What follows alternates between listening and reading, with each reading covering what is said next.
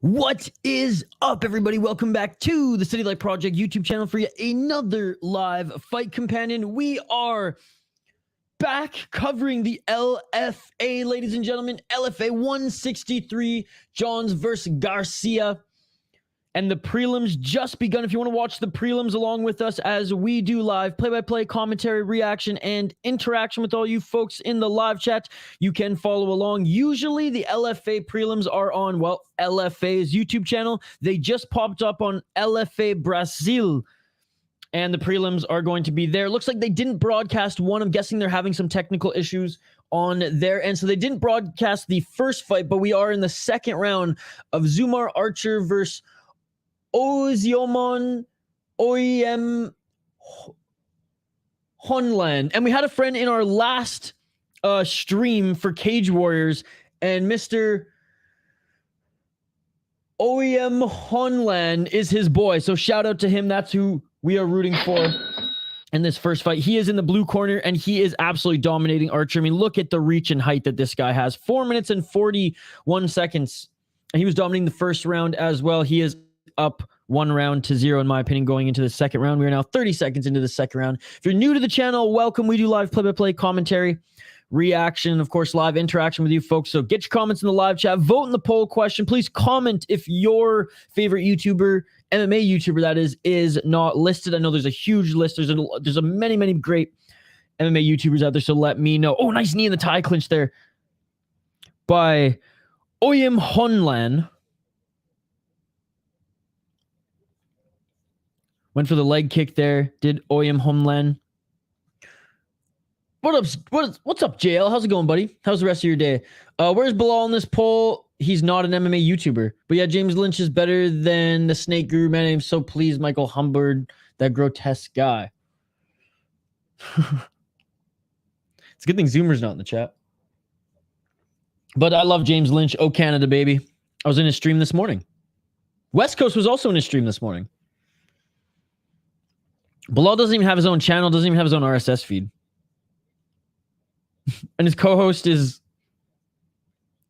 not John Anik, the other one. Oh, a nice takedown there. Basically just a throw down there as he caught the leg of Archer. Did Oyem Honland. Oyem Honland just absolutely piecing apart Archer here. Archer is bleeding a little bit from the mouth. Oh, and a nice just straight up front kick followed by a right hand.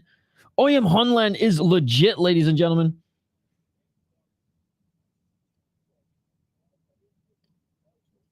JL, I will say, Bilal does have a Twitter account for his podcast. He's just not on an RSS feed, which is oof. Breaking podcast 101 there. 2 minutes and 43 seconds on the clock here. Second round, second fight of the prelims, folks. Who's up next? What is up, Dan? Good to see you. It should be Enrique Owens versus Jota Ninomiya. Guys, this card was absolutely gutted. It's a 9-fight MMA card. There was supposed to be more. But there were 4 fights that fell through.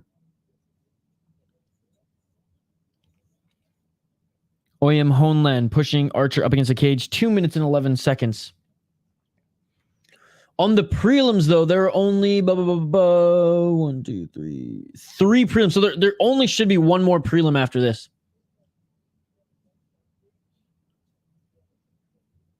And that makes sense, as they're going to start broadcasting on Fight Pass at the top of the hour. One more fight to fit in the 30-minute slot. 1 minute and 45 seconds. Outside low kick there by Oyem Honland. Outside low kick again. I mean, this is just absolute domination.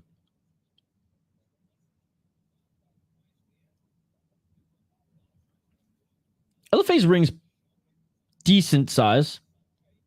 I think it's as big as Cage Warriors, no? Tried to go for flying knee there was Oyem Honland. Archer tried to counter, didn't land either. Archer's pushing forward here, trying to pressure Oyem Honland outside that center line, but he seems gassed.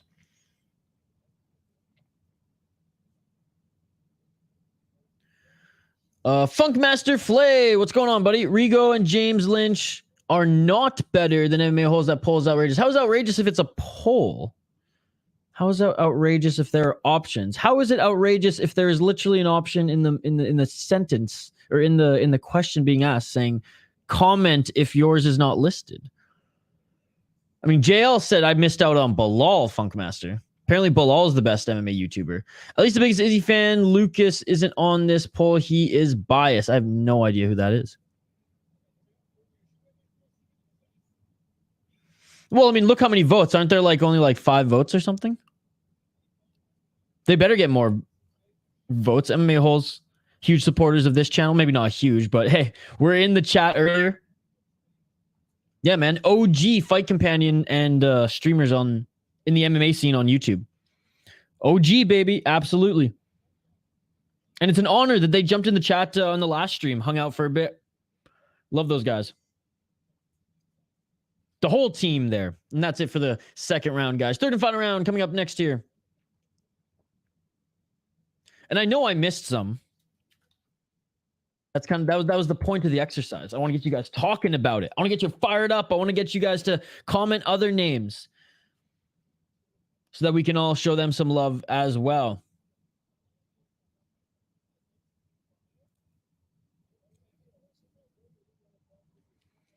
JL Super Bilal fanboy. Indeed. I should have voted MMA holes, but I like Guru than MMA holes. But they're pretty equal. They're pretty equal. And they've butted heads, if I'm not mistaken, a few times. Yo, I am back. What's up, Shane? So, Shane, the prelims are on YouTube on LFA Brazil with an S, not a Z. That's Bilal.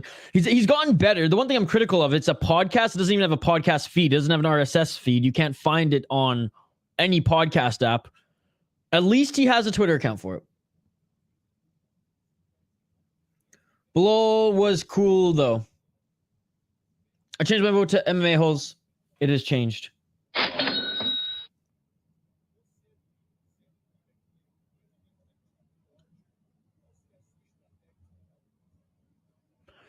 All right, third and final round, ladies and gentlemen. Let's get it all! And again, our friend in the live chat earlier today in Cage Wars said to we had a lot of like people's friends fighting on the Cage Warriors card, family members. He said keep your eye out for Oyem Honland, and he is fighting right now. 4 minutes and 22 seconds on the clock here in this third round, and he dominantly won the first and second round. Archer with a second win here, trying to get something done late in this third round. Guru plays tough, but during interviews he acts quite scared. Boy, so fake and disingenuous. I'll push back on that, and I'll say that he's so used to talking to a chat, talking to a camera, going solo, that's just hard for him to have someone riding shotgun with, being interviewed, you know, as he's very used to, and, you know, only has been talking in front of a webcam, right? All my past podcasts, when I was doing radio, like I always had 2 to 3 people in the room to bounce back off of. Like doing this is actually a lot harder, which is why I love the live chat, because it's so much easier for me to bounce off you guys. So I'll push back on that, JL. I don't necessarily agree. I understand he's not everyone's cup of tea. No! Oyem Holland just knocked out Archer. Oyem Holland just knocked out Archer. Oh my goodness. Attaboy, attaboy. Oh my God! That is awesome.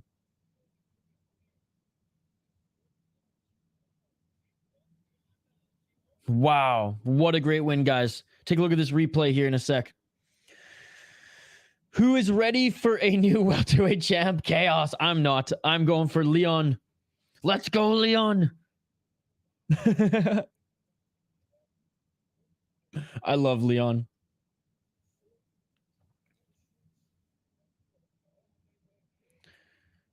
Well, yours isn't a good excuse either. Oh, beautiful head kick, man. Beautiful head kick. Shin to the head. Let's go. Mine's not an excuse. I think it's more of a fact. You know what I mean?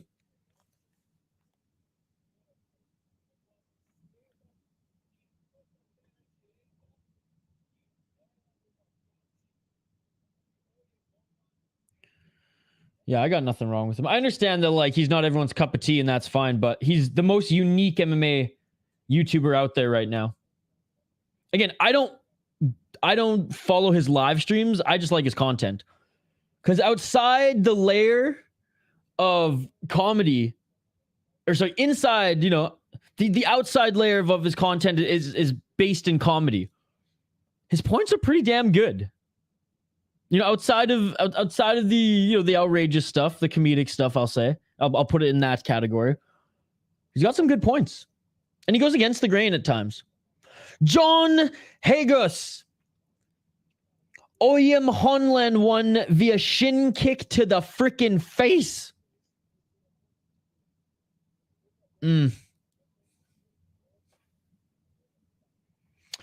Small waist, wide back. He should have a fucking model to be, or he should be a fucking model to be fair. Daniel, your boy got it. It was you. Yes. Daniel, he absolutely, he dominated, dude. First round, second round, third round, you could tell that Archer came out, not necessarily even swinging, but came out with a second win in that third round, trying to win something back there, but he stayed composed and he absolutely dominated. I cannot believe he's 24 years old. That's crazy. 6'3", 2-1 now. Look at this guy, man. 24 years old. Are you kidding me? He was the underdog too. That is amazing. What a tremendous performance. What a tremendous performance. Again, I don't watch his live streams, so that's what his live streams are. And yeah, like, again, I don't use words that just to use words, JL. Humbled. Unique literally means different than the rest. How is he not unique? Attaboy, John. I don't care. I'm not here to convince you he's good or not. But like, if you're, I'm never not just gonna concede to takes and points that I disagree with. You know what I mean? Like, I don't care if people like him or not. What I like about the poll question, though, is that it creates conversation. Maybe there's other YouTubers I don't even know about that we can go and support, who I can go and subscribe to right now as well. The point of this exercise was not for JL just to shit on the guru. But shit away. I'm screaming right now. I bet him by KO at plus 1,000. Oh my goodness. Oh my God. That is awesome, buddy. That is awesome. Don't be horrible. What's going on, brother? It's great to see you. How have you been? Isha, have you ever heard of Leon Edwards, the fighter? Of course, brother. He's the welterweight champion. I have videos of me on my channel reacting to Leon Edwards. There's two of them. Dude, on the channel. Do you think me of all people would watch Guru? That is torture. I don't know. You like Sean Strickland, so. I mean, he wouldn't be my first guess as far as like your favorite YouTube channel. I would have guessed you probably put Lynch or MMA Holes. I mean, or the City Life Project, let's be honest. No, I'm just kidding. But yeah. No, I guess to answer your question, I did not think that you would vote for him. Shane's picking Enrique Owens. Fight Pass was fucking up on me. Okay, so this last prelim is actually on YouTube, guys. It's on the LFA Brazil with an S, not a Z. LFA Brazil YouTube channel. Bedtime MMA is great. Boom, bookmarked. It's all subjective who you like. Absolutely. Again, the point of the exercise, why I made the poll question like that tonight was so that if, because there's obviously a ton of channels that I didn't list there. Those are just ones literally off the top of my head that I just wrote. Literally just watched the Rigo video, saw that the Guru was streaming. MMA Holes joined us earlier, and I joined Lynch earlier today. That's the reason why I posted those. I made it so that in the question, that you guys can suggest other channels like Bedtime MMA, like JL said. I mean, a lot of people watch The Weasel. There's was it Mexican MMA, Mexico MMA? I think I'm even subscribed to. I just haven't watched a video in a while. Michael Bisping. I mean, you guys can even go with fighters too. I don't really know much about fighting, but Leon Edwards is incredible. He is indeed. Don't be horrible. How are you, buddy? Hope you're doing good. It's great to hear from you. Titan FC just had a great technical submission. Hell yeah, JD. We haven't done Titan FC yet on the channel, but we will soon. It's their 83rd event, if I'm not mistaken. By the way, the Rod Tang YouTube channel doc is on Vote Sport. Okay. I'll have a write-in. For my favorite YouTuber. My favorite YouTuber, by the way, guys, is none of the ones that I listed. My favorite YouTuber is Napoleon Blown Apart. Highly recommend you guys check out all his documentaries.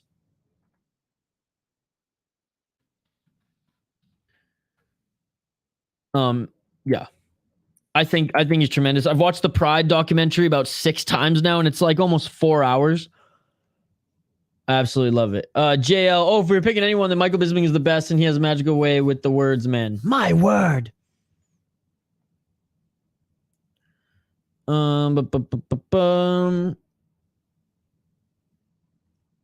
Wait, are the prelims done? What the heck? My broadcast just went blank here. Maybe they're pushing this fight to the main card. Do we only get to see one prelim fight? Literally, my stream just went black here. So let's see if it's over. Okay, LFA 16K. So part 2 of the prelims are now on the LFA YouTube channel. So now get off LFA Brazil. Oh my God, what a shit show. I mean, I'm literally writing in their chat, what a shit show. What a shit show. Oh, wait, no, we are back now in Brazil.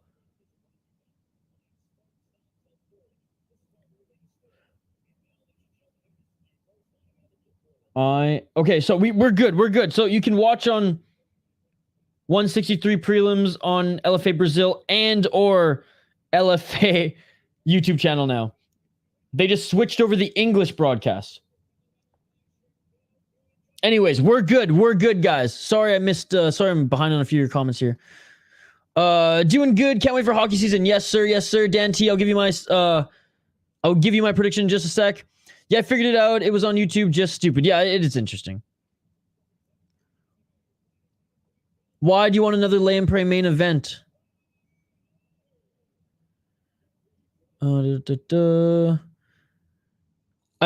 the Wonderboard channel for Fight Tech. I like Dan Hardy's too. I haven't, Shane. I haven't. It's just me or the PFL prelims are bugging out. I don't think there's a PFL tonight. Or LFA, you mean? PFL's fucking shite. Shane's only halfway through. Yeah, I'll have to check it out. Yeah, and Strickland has like, oh yeah, the podcast is good. I like it. Izzy and Volk have great channels too. Izzy's I liked in the beginning. Now I'm kind of meh. Volk's is okay. I like the cooking segment. Oh yeah, I gotta make a pick, guys. Sorry, I'll catch up on the comments in a sec. The fight just started, but I'm gonna make a quick pick. Shane, I'm going with Jota Ninomiya or Ninomiya. Jota Ninomiya, the sensei.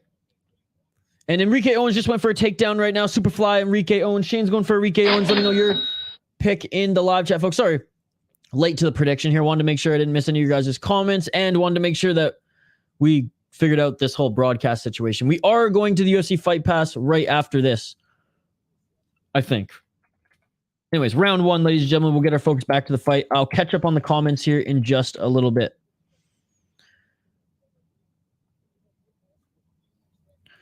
JL saying, man, did this fight seem dodgy? Not dodgy, really. Oh, and Ninomiya, drop it for a guillotine. It's tight. It's tight. Ninomiya, tight guillotine here. Tight guillotine. Oh, and Owens is going to get out of it. Owens is getting out of it. Ninomiya now has Owens in his full guard. Ninomiya throwing shots to the side of Owens' head. Ninomiya's toes in the cage there. And he quickly got him out. Ref warned him. Ninomiya, active guard here. 3 minutes and 26 seconds into the first round. What's that, JD? Why isn't this working? There we go. Unbelievable. Jorge Masvidal versus Ben Askren fight just happened on Titan. But with a head kick. Got to see this one. I'll check it out in between fights. If there's some buffer time between now and the main card, I'll fire it up on Twitter. If you follow me on Twitter, JD, tag me in it. The guy went fatal like Askren. Oh my God, super necessary.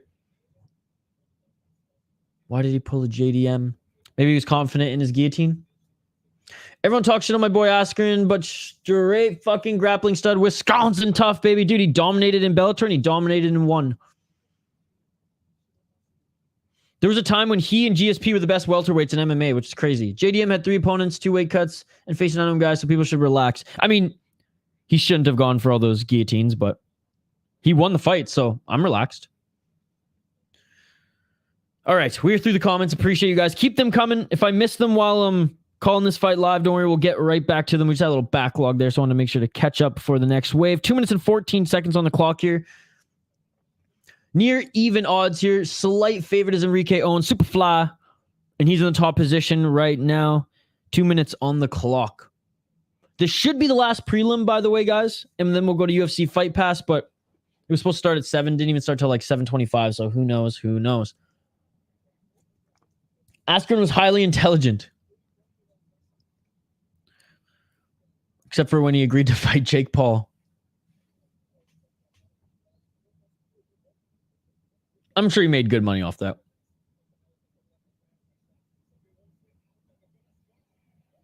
Askren, a great guy. Oh, and another back take here. Owens now taking the back take of Ninomiya. And a good job by scrambling by Ninomiya, and he's back up to his feet.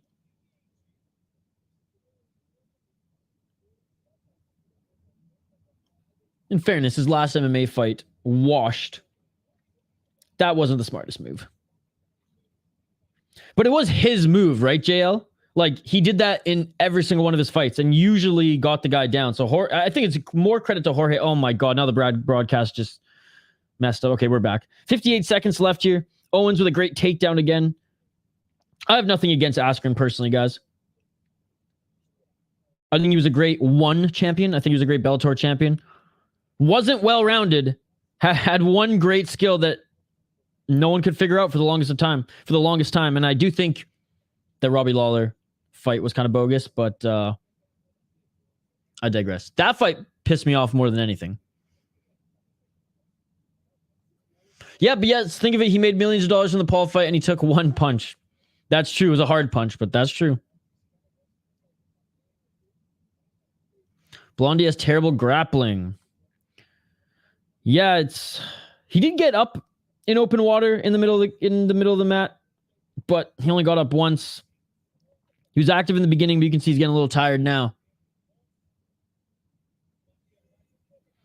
I kind of liked it though because it was him versus Dana White, if you recall, right?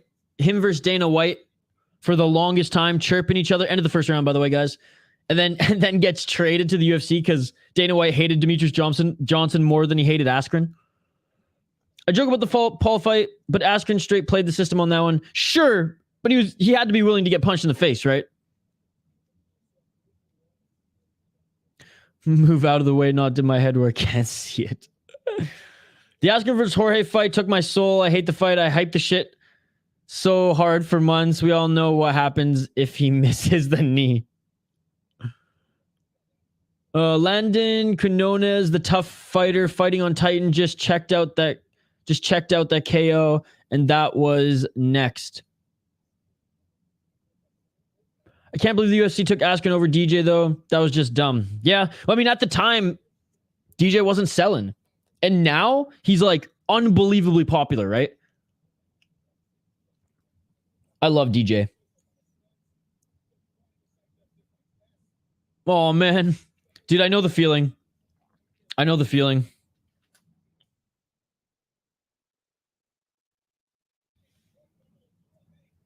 All right, round 2, ladies and gentlemen. Let's get it on! Again, appreciate every single one of you. If you're new to the channel, like and subscribe. We do live fight companions every single weekend, and we have one more tonight. This isn't even the last fight companion.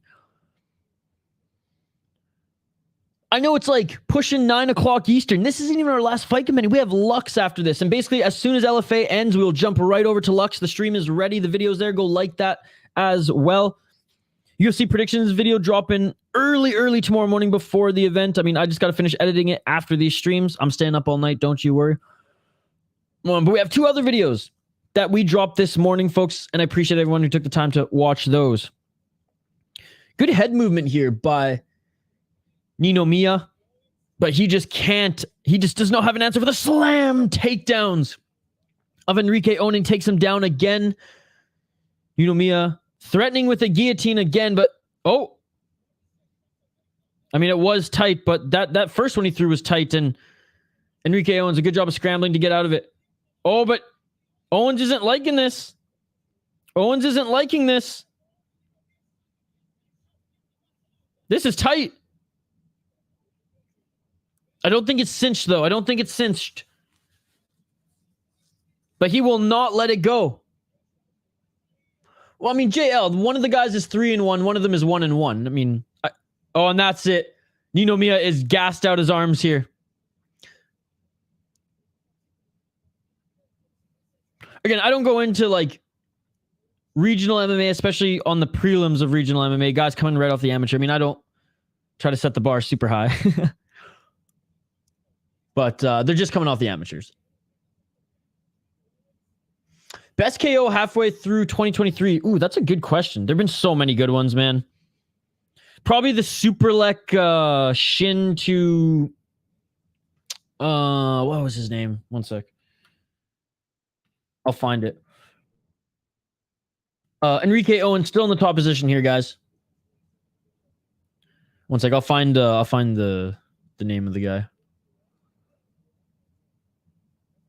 Against Daniel Williams. I think that was my favorite knockout of the year. Superlek leg kick on Daniel Williams. Now ground and pound here by Erique Owens. He's in the full guard and he's landing big shots here. The ref is keeping a close eye on Jota Ninomiya here. As even in the full guard, Erique on his knees here. Now he's on his feet, posturing up here. Look at the beard of this referee. Oh my goodness. And Ninomiya, he is scrambling here, folks. He is scrambling. But it just seems like Erique Owens is just beating him up at will at this point. Hammer fist to the body, shots to the head. If just hammer fist to the side of the body, and that is it. The ref saves Ninomiya from any more punishment. It looked like Erique Owens was completely gassed as well as he just falls to the canvas. Oh my goodness, folks. And Ninomiya has sat up first despite being the one who lost the fight. Ooh, Jonathan Haggerty against Nongo. That was another good one. Bro, one Fight at Freights was underwhelming. One of their disappointing cards. That's what I heard. So I guess not the worst one for me to miss. Sorry I missed it this morning, JC. It's good to see you here tonight, though, brother. Oh my God. This crowd is so hype. It's in Texas. I don't think Izzy's KO was better than Super Lex, personally. Gregorian, JD. But that's not what you asked. So stop moving the target. I don't think it was an early stoppage. Buddy, how was that an early stoppage when Ninomiya had nothing left? Just because they're like not on the brink of being knocked out or cut to shreds means that it's an early stoppage. Look at Ninomiya. Did he protest it at all? No, man. The guy was laying on the ground being bullied while the other guy was just hammer fisting him for fun. That was not an early stoppage, dude. Come on, JL. Got 2 events coming up. Anthony Pettis FC, Indiana, and Milwaukee. How was the one last weekend? I missed that one, brother. Again, JL. So you want him to go full Ryzen in one championship. You want him to go full Herb Dean. You want him to almost die. Why? In what world would it have mattered if the ref let him? You know what I mean? Like, that fight was over. Ninomiya gave up. Ninomiya gave up 30 seconds even before that. Now, I'm not calling it a late stoppage. I think it was fine. Like, the ref was right there, probably yelling at Ninomiya, do something, do something. Give me a reason to keep this fight going. You know?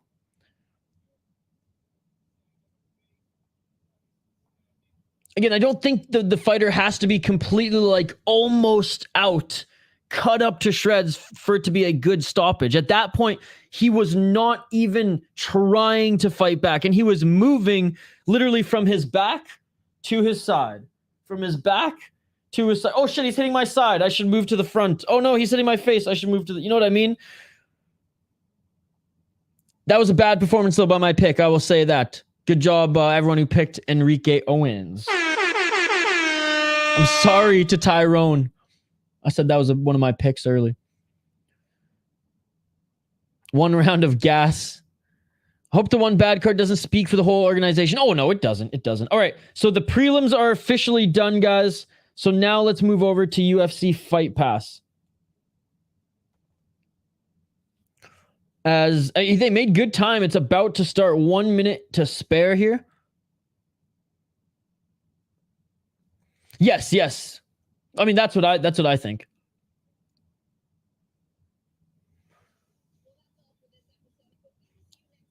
He still had a pulse. I get what you're saying, JL, because we're used to like these UFC ones where it's like they'll get cracked, or even like, you know, we're used to more high level MMA where they'll get cracked on the ground and the ref will, especially when the stakes are high, like you mentioned, where the ref will give them maybe a little bit more time at the highest level. I mean, at this level, there was no point for him to take any more damage, right? So Cater's injured, right? He blew out his knee against Arnold Allen, so he out for like a year. Giga apparently has been really outspoken. Giga has not been able to get a fight. Fuck, I lost big money. Sorry about that, John. Never bet on regional shows. Unless you're Mike Jones. Who, by the way, shout out to Mike Jones. He commented earlier in the stream. Compared to one championship, yeah. But to be honest, like, I think Bellator, like, their top 5 in every one of their divisions is good. Well, pretty much all their divisions is good, and I think could compete in like the top 10 or top 15 of the UFC. It's just the rest is horrendous. And I think PFL is even more thin. Like, PFL literally have fighters on their cards who are like 1-0, 3-0, just like Bellator, right? Bellator have huge cards though. I like Bellator over PFL. I like how they at least tried to do kickboxing at one point. I like how they have the Grand Prix in the tournament. Yeah, I don't like Scott Croker's Bellator. Like the Bellator that will be sold that Scott Croker helped build. I mean, got to give him credit, man. The guy built Strikeforce and he saved Bellator from the dark days. And though there were some pretty crazy gimmick fights there, it's now become more legit and they have a lot of homegrown stars, which is pretty cool to see. I was kind of disappointed in Ryzen. The first Ryzen versus Bellator event, Ryzen couldn't win one fight. I think it was just bad matchmaking, though. I mean, the McKee fight, that one was the most high level. And their champion actually, he missed weight in his last fight, won the fight, and then they didn't even give him a rematch. The Brazilian.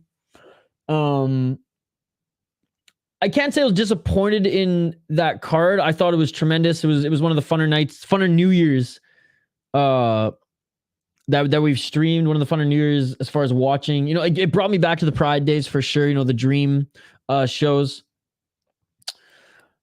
It was disappointing that Ryzen didn't even win one, but I think the matchmaking wasn't that great either. Decent first welterweight champ. Ooh, Sadiq Youssef versus Giga main event. That could be good. Shane saying, I'll go head-to-head with you for the next pick. Sounds good, Shane. Again, we're just waiting for the broadcast to start on UFC Fight Pass. It said stream will begin shortly. LFA's been having some issues with their broadcast here tonight, guys.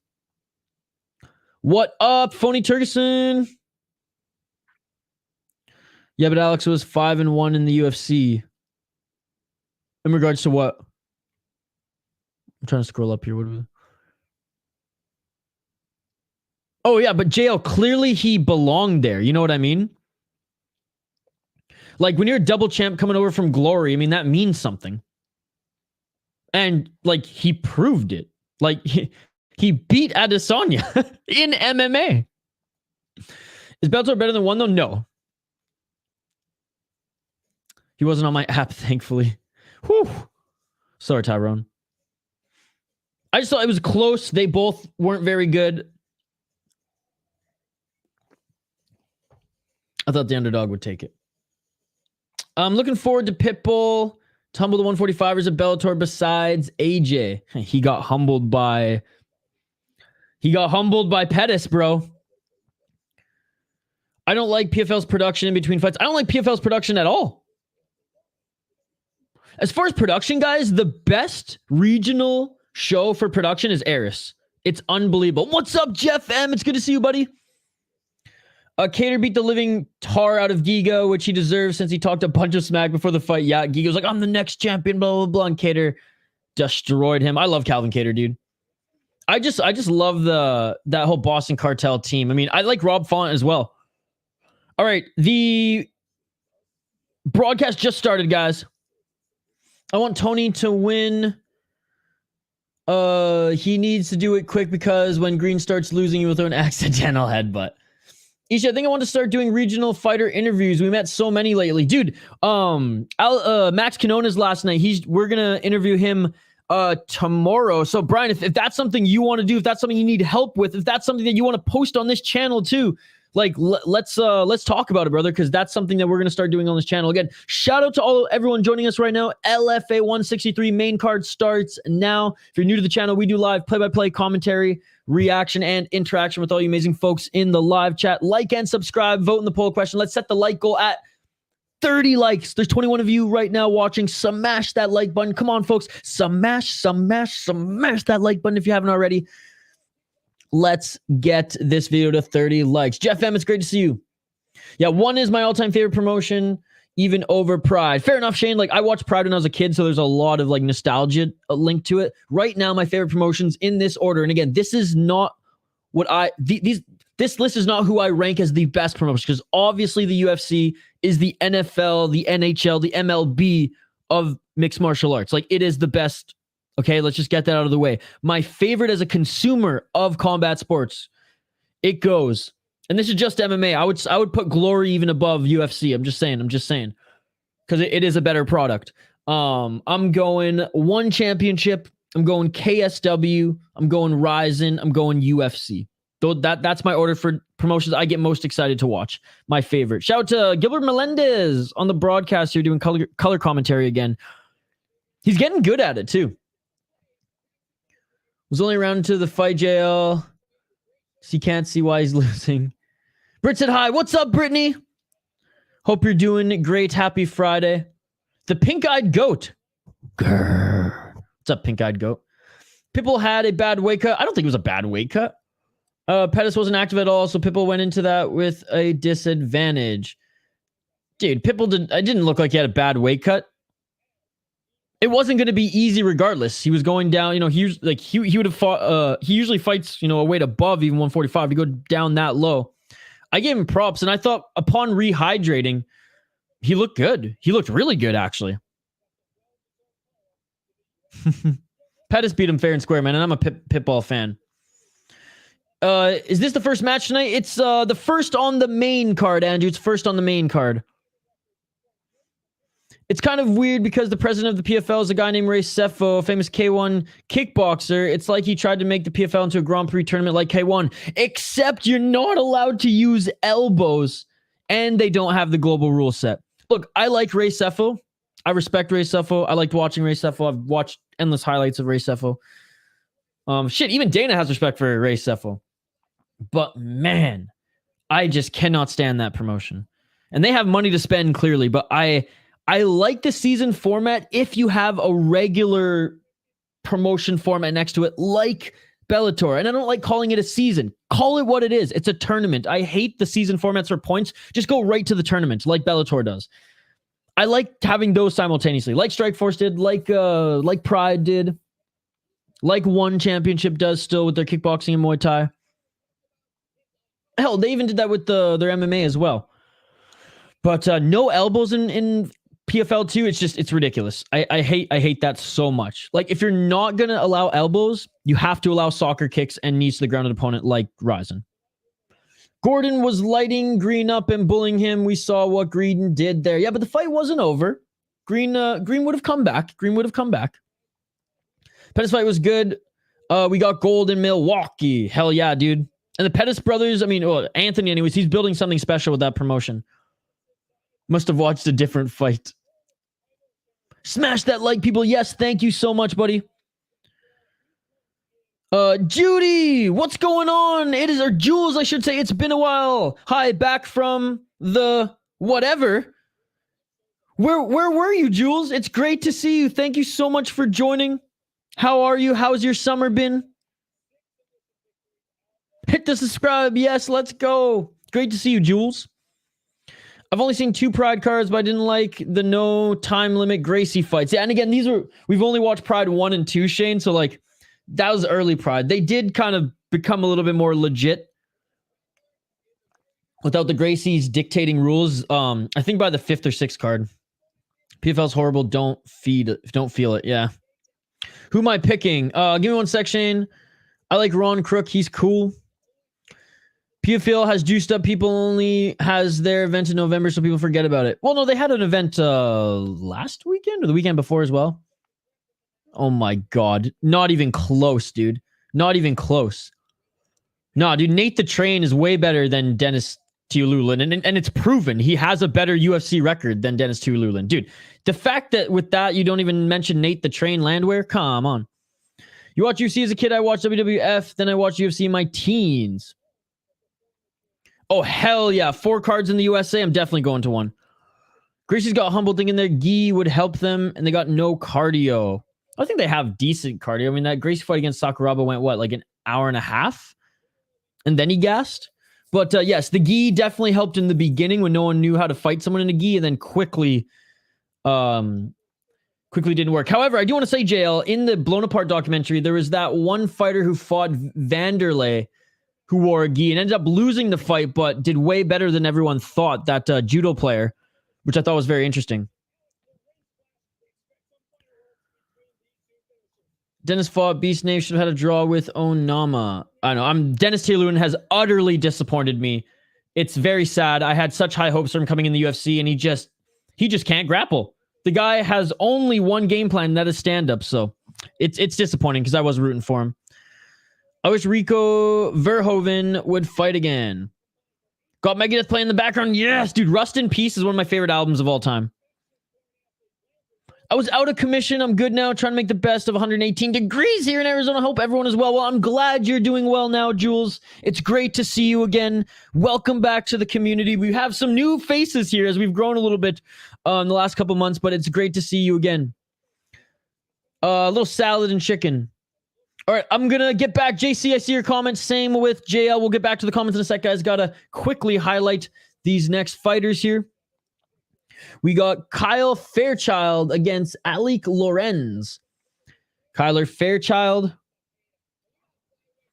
2-1 as a pro. He is 4-1 in his last 5 fights. If you include his amateur fights, he is. Oh man, this one's close. He's the slight underdog at plus 110. Oops. Alik Lorenz, 2-1 in his pro MMA career, 4-1 in his last 5 fights. If you include amateur, and he's a slight favorite at minus 150. He's 26 years of age. And light heavyweights to start off this card, ladies and gentlemen. Looks like a decent crowd, too. Nice little setup they got. Broadcast got 1,000 times better now that it hits on Fight Pass versus YouTube. Beat a 3-4 guy, 2-3 guy, and a 3-1 guy. All of his fights ended in a finish, though. That's... Oh, and his fights on the amateur finished via KO, TKO as well. That is noted. That's probably why he's the favorite here. 2-1. Von Flue choke in the 3rd round. Nice. And got a KO in his win. Jackery Savage. What a savage name. And, oh, he got all KO, TKOs on the amateur as well. Guys, these are 2 solid punchers going at each other here. I'm excited for this one. Let me know your thoughts in the live chat, folks. Let me know who you think is going to win this one. Let me know your predictions as well. Shane, who you going with? Oh, yeah, we're going head-to-head. Oof. I'll go with Alik Lorenz, Shane. I'll go with the favorite. Oh, this is going to bite me in the ass, isn't it? I'm going with the favorite. I'm going with Alik Lorenz. Shane, we're going head-to-head. You're going to Fairchild? Tikin, yes, the prelims were on YouTube, LFA Brazil YouTube channel and LFA's channel. The prelims ended. We are now on the main card on UFC Fight Pass, but Tikin, if you check out the thing I sent you earlier, you are good.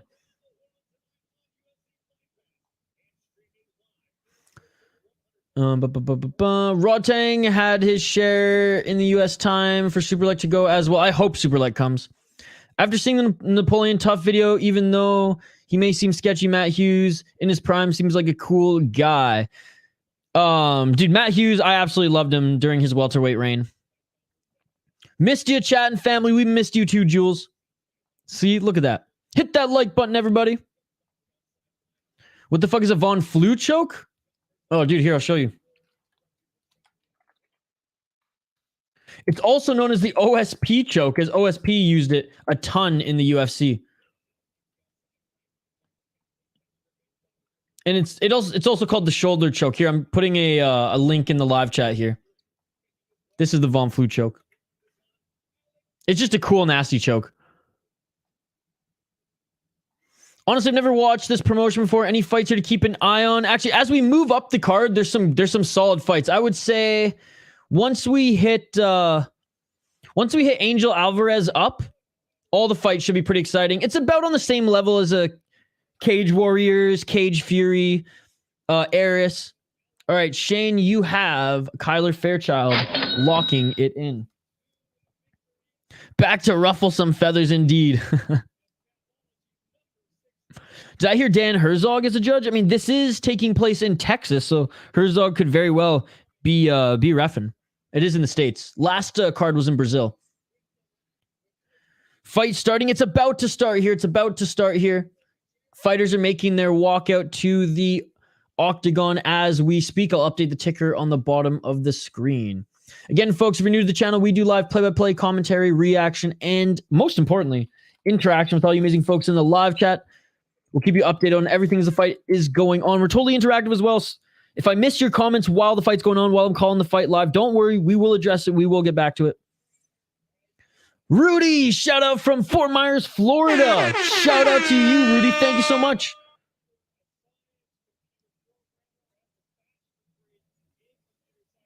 Oh man, well Andrew, we don't want to get you in trouble, buddy. Going for Lorenz, USA.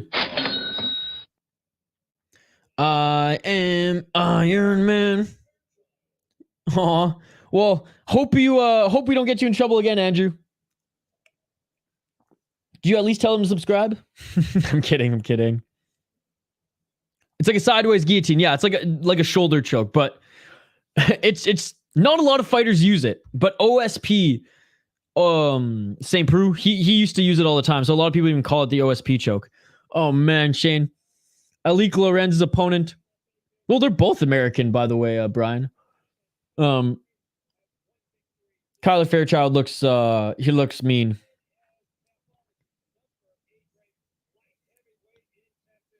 Hey, Rudy, I lived in Fort Myers for a couple years. Iron Man. Again, shout out to all 30 of you, 30 plus of you who are joining us live here on the channel. I appreciate you all. For those of you who are new to the channel, we do live play-by-play commentary, reaction, and interaction with all you amazing folks in the live chat. So don't be shy. Comment in the live chat. Let us know your opinions on this fight card, these fights. Let me know your predictions.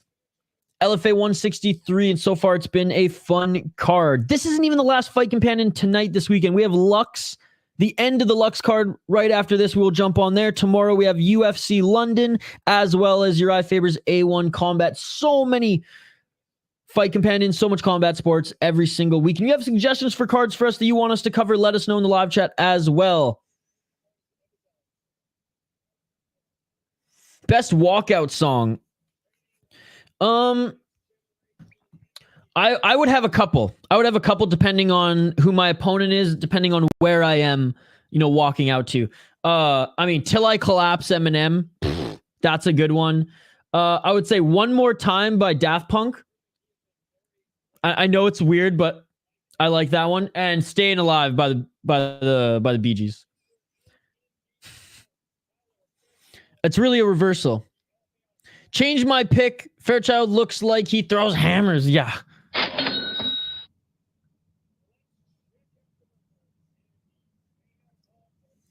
No way, what side, bro? I've been watching you since San Antonio. Appreciate you, dude.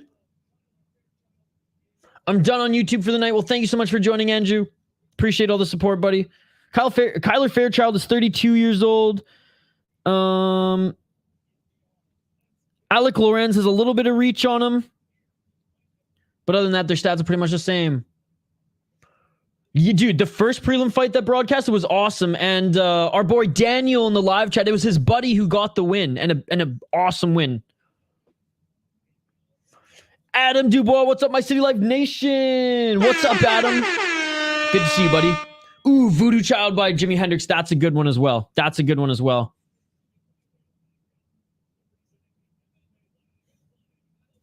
Call him Fairchild, since there's a fair chance he won't be able to have a child after he punches you. Oh, yes. One of my favorite walkouts is Mike Perry walking out to Beyonce. Yeah, he wanted the Halo theme song from the game, and they put Halo by Beyonce. But keep Coral like Del Prado. Oh, talking about where you lived in Florida.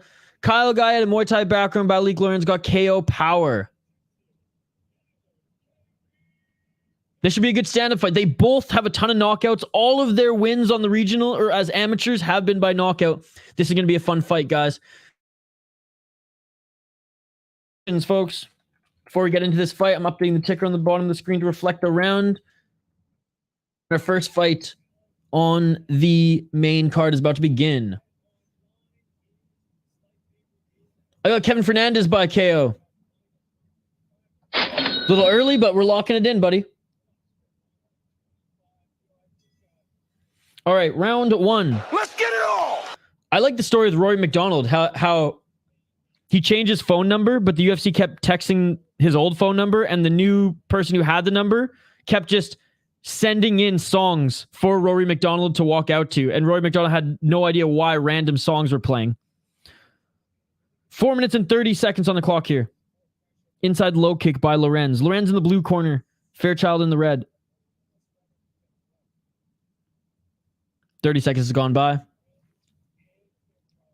Straight left jab and a right hand there by Lorenz. Lorenz stalking down Fairchild here, keeping him outside that center line.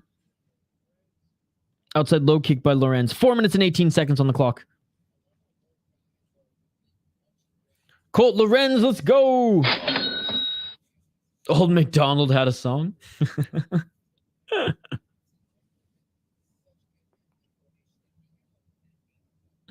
Outside low kick.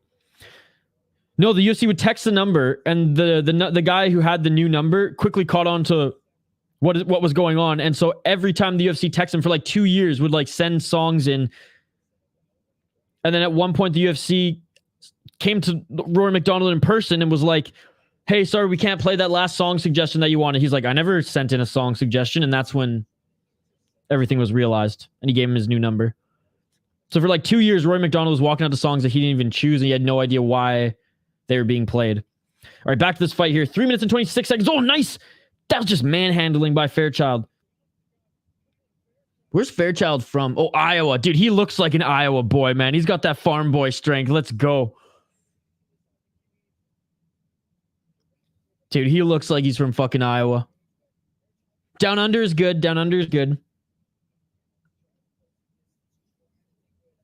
I think staying alive is just funny. When I was always the last man on my team in Counter-Strike, someone on my team in my Discord would always play that, and staying alive. You think Rory would ask why random music was playing the first time, not after 2 years? Well, Rory's a weird cat, right? Oh, and a couple good shots there by Fairchild, but Lorenz lands a big shot. And now Fairchild lands a big shot of his own too. Now Fairchild has Lorenz rocked. Dude, back and forth. Both these guys landing big shots here on the feet. And Lorenz is cut right above his left eye. On his forehead, I should say. Straight left jab there by Fairchild. Socrates! What's going on, buddy? Thank you so much for joining. It's been a while. Hope you're doing well. Socrates.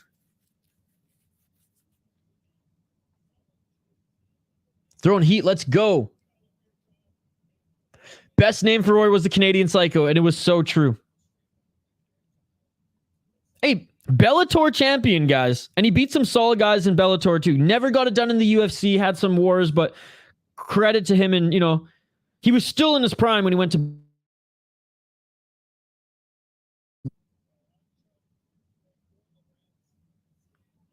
Left hand by Lorenz.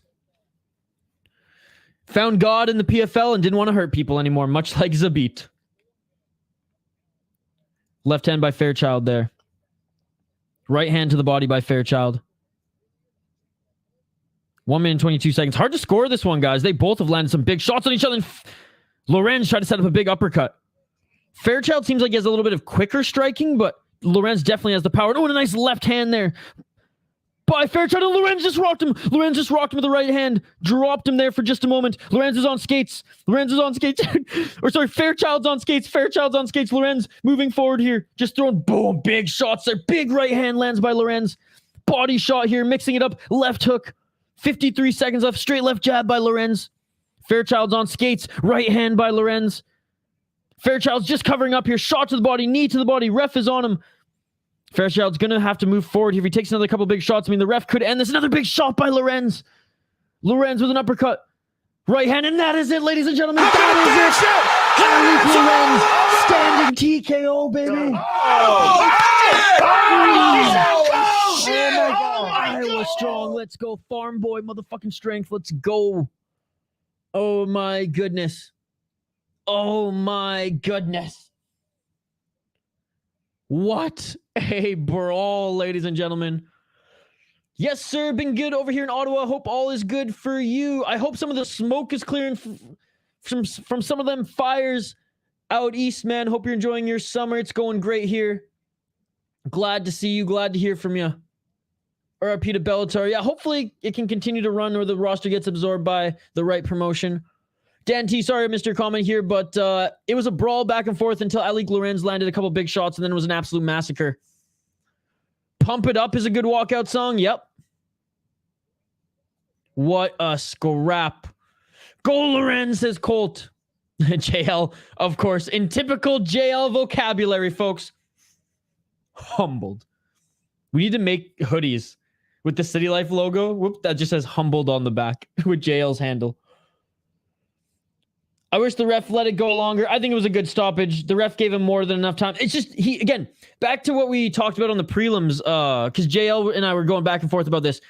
There comes a point where, like, the fighter doesn't need to be near death. The fighter doesn't need to be cut up to shreds, near knocked out for the ref to stop it. At that point, like, the ref gave Fairchild more than enough time to move forward and try to throw shots. He didn't. He just kept covering up, and his body got shot. He put his hands down, face got hit.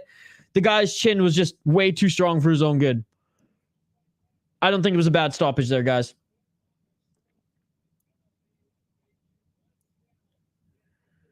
What a win by Lorenz. Everyone's saying nice finish on Queer Street. What a fight. That had similarities with the main event at Cage Fury. Co-main event, you mean? I think Kyler was ahead before he got knocked down. Yeah, I think so too, Shane. Just found he was still covering up smart. Yeah, but he was covering up, but he was getting hit. That's what I'm saying. He was covering his face. His body was getting pieced up. Cover his body, his face got pieced up. So he was covering nothing, right? Says the guy wants soccer kicks. Continue. You want to go back and forth every single time. Every time JL comments, he wants to go back and forth with me on something. Yeah, I want soccer kicks. Absolutely. I think knees to the grounded opponents should 100% be a thing. What does that have anything to do with me saying that a fight was stopped properly? I don't get it. I like violence. I absolutely love violence. If you get knocked out with a soccer kick, you get knocked out with a soccer kick. Is that worse than getting knocked out with a head kick like we saw in the prelims? Absolutely not. You guys, and again, let me know if I'm wrong. I don't think that was a bad submission when the guy is covering nothing. He's covering his head. He's getting hit in the stomach. Covering his stomach. He's getting hit in the head. What is he covering up? You know what I mean? It was the same in the prelim. Guy was getting hammer-fisted to the body. Sure, they might be some muffin shots there, but when it goes on for a minute, at that point, it's comical. It's like, what are the fans even watching here? A guy getting bullied by his older brother? You know what I'm saying? Ooh, I Stand Alone by Godsmack. That's a good one as well. Better call Herb Dean. I mean, guys, if you want to watch Herb Dean ref, those are going to be the type of stoppages that you guys like. Shout out to Yamasaki, the real G. Main event. Wasn't the main event... oh, yes, you're right, Shane. I got them mixed up. I'm for soccer kicks. It's a fight. No rounds for 25 minutes. I like rounds because it gives the guys, some time to catch their wind again. I'm okay with leagues not having soccer kicks as long as you have knees to the grounded opponents. The fact that LFA, Cage for any of these North American regionals and the UFC don't have the global rule set, they're just scared. They're a bunch of sissies and they're scared. I absolutely hate it. It's a slap in the face to mixed martial arts. Now, Ryzen is a little bit more savage. They don't allow elbows, right? Because they don't want cuts to end fights. But they allow soccer kicks and knees to the ground opponent to make up for it. PFL are the worst because they don't allow elbows or the global rule set. Why is this league even a thing? So one guy was bigger and appeared to be dominating, but the other guy gets one good punch and ends the fight. Rounds change the momentum of the fight, which I'm okay with. I think that's a cool part of the game. I mean, look, if someone wants to go 25 minutes straight, sure. It's just you'd have to train differently, right? But I prefer the rounds. I don't like oblique kicks. Now, am I going to be the one who's protesting to eliminate them? No. If it's going to happen, it's going to happen. I think oblique kicks are way worse for your health than a knockout, right? A soccer kick is still a knockout, right? A shin kick to the head, yeah, you might get concussed, you might have a little bit of brain damage, hopefully not a lot, but your knee is gonna be fucked forever with after one of those kicks, especially with when it comes out the other side. Lorenz and William Parlay, let's go. Yehans Hagos. Let me adjust this. By the way, shout out to everyone in the comments here. It's absolutely buzzing. I absolutely love it. All right, Kevin Fernandez against Javier Cepeda. And they're making their walkout right now. Let me update the ticker on the bottom of the screen. Again, shout out to Tapology. Bout order. Perfect today. We're gonna have to highlight the fighters here in a sec, guys, and I'm gonna have to make my picks and prediction. My pick and prediction, I should say, but we'll try to fire through some of these comments here in the meantime. I don't like stoppages when the guy is still standing and he has his wit still, but like if he's not fighting back, I have no issue with it. I get if he's completely rock, leaning on the fence, holding him up, but at that point, again, but why even go there if the guy is based like Socrates? He gave up by not moving forward to fight.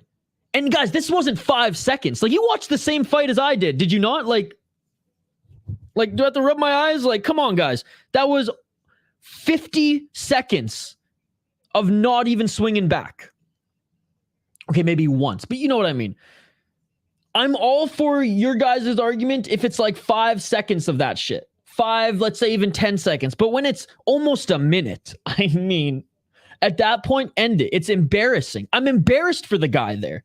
I would rather it end than him continue to embarrass himself and take more damage that's unnecessary. Jason Herzog is the best ref in mixed martial arts history. He doesn't make mistakes. Everyone makes mistakes. Knees to the ground opponent, make it more realistic. It just makes no sense that you can kick someone's oblique and kick them in the head, yet you can't knee to the ground. This ain't wrestling. This is mixed martial arts. It's always better to stop a fight too early than too late. Too many times a fighter has either died or been permanently disabled because the fight wasn't stopped. It's terrific that he's just keeping the Don Cherry still. He hasn't scared of anyone. Fuck no, man. Don Cherry's awesome. I'm picking Fernandez for the next one, locking it in. Sorry, that was loud. Love the conversation, by the way, folks. I'm fired up because I'm just happy to be here. Jacked off the caffeine and excited to have all the regulars and a bunch of new folks in here. Shout out to you, Logan. Thank you so much for joining, buddy. Don't Be Horrible still here. JD, what's the common theme with all those songs you're naming? I don't know. You don't get rounds in a real fight. Ultimate test of endurance. Sure, but this isn't a real fight. It's mixed martial arts sport, right? So like we have to somewhat draw the line at one point. I mean, I want as savage as you can get. And again, Brian, I'm not opposed to it. I just prefer the rounds personally. Well, look at this. How many times does the UFC champ fight compared to one championship guy? Well, the UFC put on more shows? I don't know what you're asking me. Your boy Izzy's one of the best, and Volker are two of the best active fighters in the league. So there you go. Okay, sorry guys, couldn't catch up on the comments here, but we got to get to highlighting the fighters. I'll try to catch up in a bit here. What's up, West Coast? Good to see you, buddy. Sorry guys, couldn't catch up on the comments. I'll get back to them as soon as I can. Keep them coming though. We will address them all, even if I'm a little behind. Kevin Fernandez, Little Dragon. He's the heavy favorite, -400 at a Fort Worth, Texas, fighting in front of his home crowd. 23 years of age, 3-1 in his last 4 fights. 1 KO, TKO, 2 submissions, 2 decisions, 3-1 in LFA. He got his last one against a 4-3 guy. He beat a 2-1 guy as well. Lost to Jordan Harris, who's 2-0. Arm triangle choke, rear naked choke. 1 KO, TKO. On the amateur scene, he went 3-1, but he also fought Muay Thai as well. So a talented striker is that Kevin Fernandez. Looking at his opponent, Javier Cepeda. Plus 275, 28 years old, out of Albuquerque, New Mexico. 3-0 as a pro. It looks like he has 1 amateur fight. Oh, 5-0 as an amateur. He lost his last boxing fight, but he's on a 3-fight win streak in mixed martial arts. Hasn't beat anyone of note, though. Shane, I'm going with the favorite, too. I ain't risking it for the biscuit. I'm going with the favorite as well. Isha, do you think you can stream any of the Women's World Cup this week? Soccer? We're sticking to MMA on this channel, buddy, and mixed martial arts. Don't really throw any other sports in the mix. But I will be watching. Oh, Canada. Wish Stone Cold. What a walkout. Tapology's not working on your end. The One Championship Qatar card, it will be filled with Middle Eastern fighters. Oh, yeah, for sure. Kevin is so good on the ground. Good walkout song by Nazareth. Now you're messing with the son of a bitch. Wonder if they would allow it. Maybe. All right, I'll get back to the comments here in a sec, folks. Round one. Let's get it We're on. going to get to the play-by-play commentary. We'll catch up on the comments when there's a break in action or at the end of the round. But appreciate all the comments, folks. This is a good problem to have when there's so many here I can't keep up. I mean, I watch women's soccer, West Coast. Honestly, as far as international soccer goes, the women's teams are better than the men's as far as USA and Canada. And women's hockey, too. USA, Canada, Finland, Russia, Sweden. I mean, Russia's not competing in IHF right now. They always have good teams. So I'll push back on that. And I like women's Muay Thai. Could care less about women's basketball, though. But if I had a team like back home in Vancouver or something, I'd probably support it. 4 minutes on the clock.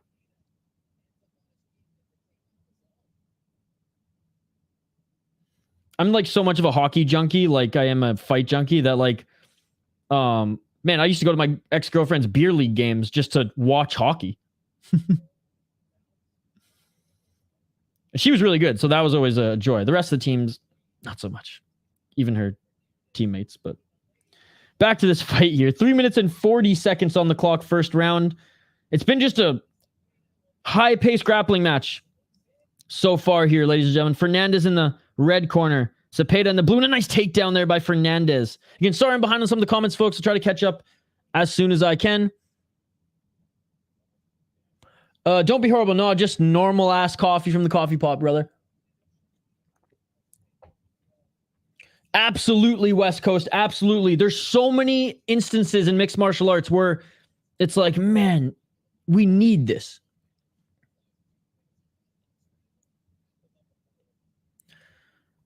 Yamasaki's the best ref. I just finished my last cup of coffee. Fernandez, early stoppage. I think... Oh, and Fernandez in the top position here. Fernandez trying to get into full mount. He's in half guard, pushing Cepeda up against the cage. He's looking to try to get into full mount as he's pushing against the left knee of Cepeda, trying to push off that. And you see Cepeda from an inside low kick already on his right side is bruising up here. Modified half guard side control, but you can see Fernandez is really trying to get into that full mount here with 2 minutes and 30 seconds left in the first round. Theorin, I think that cage grabbing should be allowed in MMA. In a street fight, you can grab onto things, stop takedowns. Cage grabbing is more realistic. I don't agree. Again, it's not a real fight, though. I like the savagery, but I draw the line on cage grabbing for sure.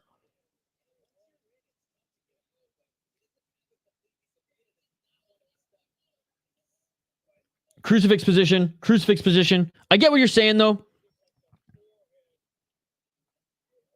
I mean, Kinoshita does too. Am I right, Shane? Oh, and they were back take. Beautiful back take. Beautiful back take here by Fernandez.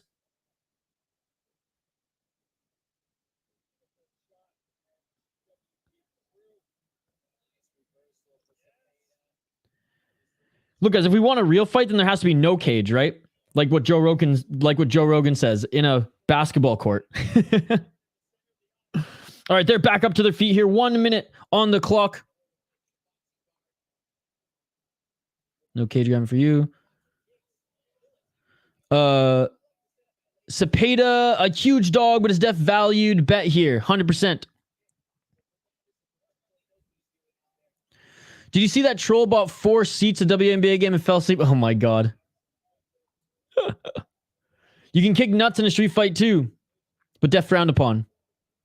Yes, but that's like saying you could just jaywalk or steal a purse. Both are breaking the law, but not equivalent. I would say if you're allowed cage grabs, you have to allow hair pulling and punching in the nuts too, because that's how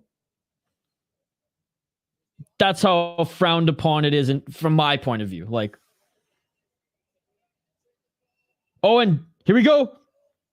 And it's a tap. Fernandez literally pulled off the shoulder. Oh my god, did he just pull off the Von Flue?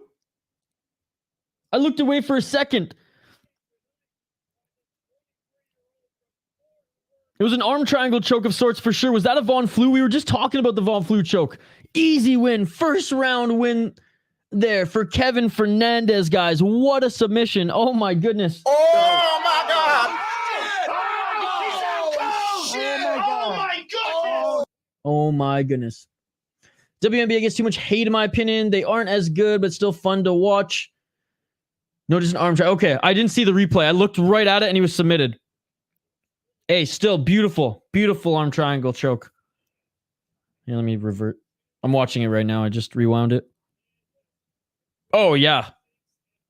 Oh, here's the replay now, too. Man, beautiful. Furious pace indeed, says the broadcast.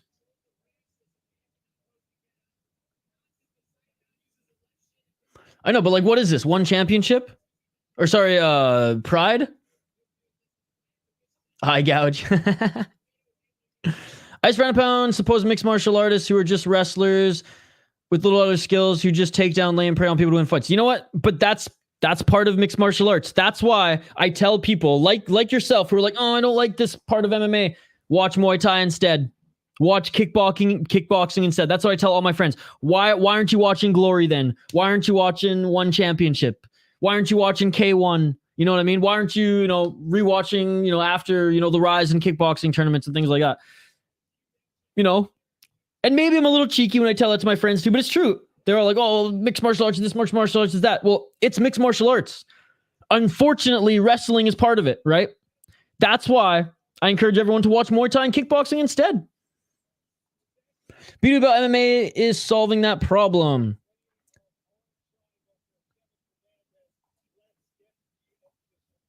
Very true. There are other combat sports with no grappling. I just like seeing the total package in MMA.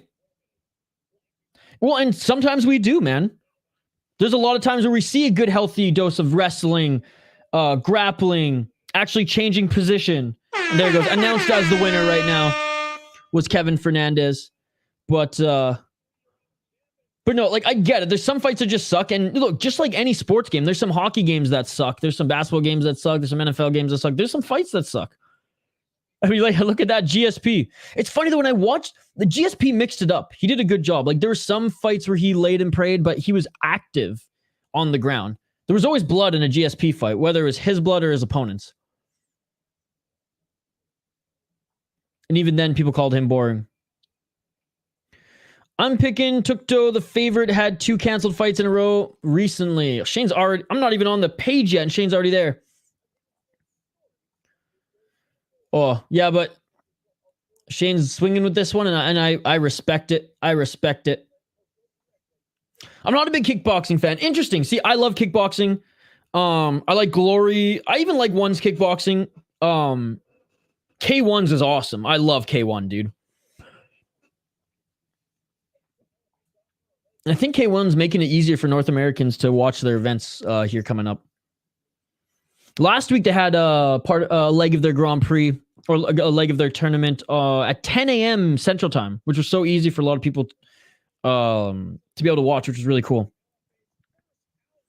Glory and Infusion in the UK are probably the best kickboxing promotions. I haven't watched... I've watched one Infusion card. I try never to miss a Glory. We even stream quite a bit of them here on the channel. One championship. Today was the first day in like 14 weeks that I didn't get up to watch one Friday fights. Now, Muay Thai I love. I like them both. But yes, Muay Thai is my number one. Then kickboxing. Then MMA. Then jiu-jitsu. Well, actually, Lethway number one, let's be honest. But you know what I mean. Then boxing. Even in that, there's a lot of clinching and stalling too. I disagree. I don't think there's any stalling in Muay Thai because you're given only 10. You're given only in one's Muay Thai. You're given 7 seconds in the clinch, and you have to be active. So they always throw knees, and if you're not active, the ref separates you instantly. Kickboxing in one, anyways. Glory, I think you get 10 second or 7 second clinch. So yeah, in Glory, I will say the clinching can get a little much, but we rarely see it, in my opinion. In one championship, they're on that shit, dude. They do, and you're only allowed 3 seconds in kickboxing, and they separate that shit instantly. I love it. It's unbelievable, in my opinion, and especially the one Friday fights. But K1 is my favorite kickboxing, and honestly, Ryzen does pretty good kickboxing fights as well. My friend fights in Muay Thai, and there was a lot of clinching in his fight. Well, and I'm not dogging your friend here. I'm dogging his opponent. He was probably scared. Because there's certain promotions where like you get like the refs will take points away and or straight up take your money. Like in one championship, if you stall too much, the ref will literally give 10% of your purse every yellow card to the opponent. And I'm pretty sure if you get 2 or 3 yellow cards, it's a red, and the fight's over, and you don't. I think you lose a chunk of your like an even bigger chunk of your purse, and you get the L. Muay Thai fighters are built different, absolutely, because a lot of Muay Thai fighters, you can professionally fight in Muay Thai in Thailand at 8 years old. So yeah, there's a reason why these like 20-year-olds have like 300 fights to their name. Yeah, both his fights, that way he lost was just the guy would clinch and hit knees, and they scored that as a win, even though my friend landed cleaner outside shots. Well, that sounds like his opponents were just scared to actually fight, my man. Ah! My man, what is up, Isha? What is up? It's good to see you. Vasco, what's going on, buddy? Did you hear a 1 KO happen today? Did I hear a 1's KO happen today? Like a 1 championship KO? No, totally. And again, maybe at the regional level, it's not as exciting. But again, at the highest level, from what... And again, I'm going off 1 championship K1 and Glory, which are like at the top. I haven't watched much of Glory of Heroes. That's where Adesanya was. Naturally, JL's favorite kickboxing promotion, I imagine. But yeah, I haven't watched a lot of regional. Oh, I heard about it in Titan. I haven't watched it yet, buddy, because we've been streaming this whole time. If 1 does boxing, then it would be great, because clinching will be limited. I heard that they might bring in boxing. I can't wait to see it. If anyone follows me on Twitter at VI Sports Talk, please tag me in it, and I'll check it out during one of the breaks here, if there's a break in action. Got 1 second KO. Damn, I can't wait to watch it. Vasco, it's good to see you. And again, Socrates, glad you're in the chat here, buddy. It's good to see you. We got a lot of old friends here. I mean, Don't Be Horribles here as well. Appreciate you all. All right, let's highlight these next 2 fighters, folks. We got Angel Alvarez, the Salsa King. 5-1 in his pro MMA career. He is coming off a loss. He's minus 350. He is from Cuba. 28 years of age.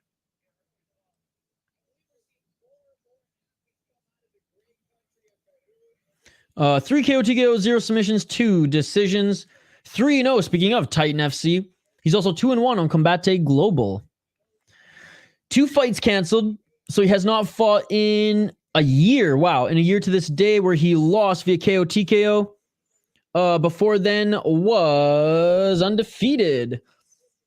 Riyadh win against 4-2 guy, nice. 3-1 guy, 3-1. Honestly, with his record of 4-0, beat a 3-1 guy, 4-2, and a 3-1 guy. That's not bad. 2 wins on the regional. I like what I see. There's a reason he's the favorite. Looking at his opponent, Milko Tucto, 6-4. Oof. 1-3 in his last 4 fights. He is from Peru. We're seeing a lot of good fighters coming out of Peru as of late. He is the underdog, though, plus 240. They are fighting at 155 pounds. 0 KO, TKO, 5 submissions, 1 decision. So he is a grappler, 1-0 in LFA, 3-0 in 300 Sparta. Haven't heard of that promotion. He lost to a 6-1 guy. So his last one, he beat a 6-0 guy when he was 5-3. Beat an 8-2 guy when he was 4-1. Okay. But he's lost to some, 6-2, 11-4, 6-2. It looks like he's trying to level up here, and he's not having the greatest success. And his win over the 6-0 guy was a split decision. Did have a lot of amateur experience. They're going 8-1 on the amateur scene. Beat a couple decent guys as well. 6-1. You know what, Shane? It's not the worst underdog pick on the card, I imagine. But if you're going Tucto, I'm going Alvarez. Locking it in. Let me know your predictions in the live chat, folks. Let me know your predictions in the live chat. Tuco looks like RDA. Let's go. Let's go, Angel. What is up, Foul One? One of our exclusive members here on the channel. It's good to see you, buddy. How are you? Who in the Discord said that they were going to go fight some junkies? Hey, look at Gilbert Burns is on the Brazilian commentary for this event. That's cool.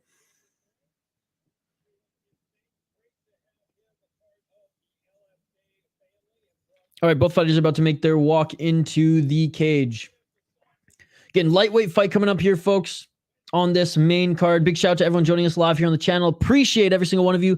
Like and subscribe if you haven't already. We're trying to get to 30 likes on the video, folks. It's not a huge ask. There's over 30 of you watching right now. If all of you smash that like button, we will hit our goal.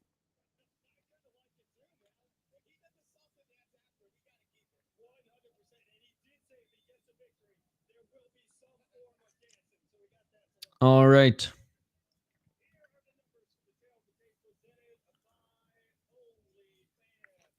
Yeah, OnlyFans is sponsoring LFA now. As long as they don't put their fucking prelims on OnlyFans, I'm good. Angel Alvarez. 28 years of age. Milko Tucto, 32. Oh, and it looks like Alvarez missed weight by 5 pounds. Oh, no.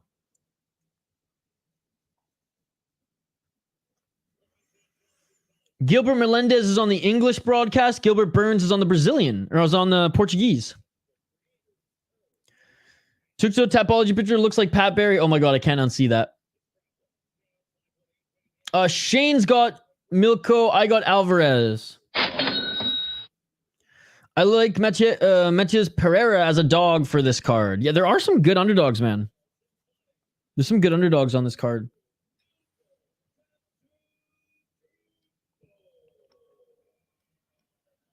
All right, fighters being announced in the center of the cage. And yeah, geez. Alvarez is a big 155er, and he missed weight by 5 pounds. I guess 4 pounds, ladies and gentlemen. What is up, Brittany? It's great to see you. By the way, guys, I finished my coffee. What are we doing here? It's 9 o'clock. This is just getting warm sitting here by itself. So shout out to everyone. Happy Friday. Cheers.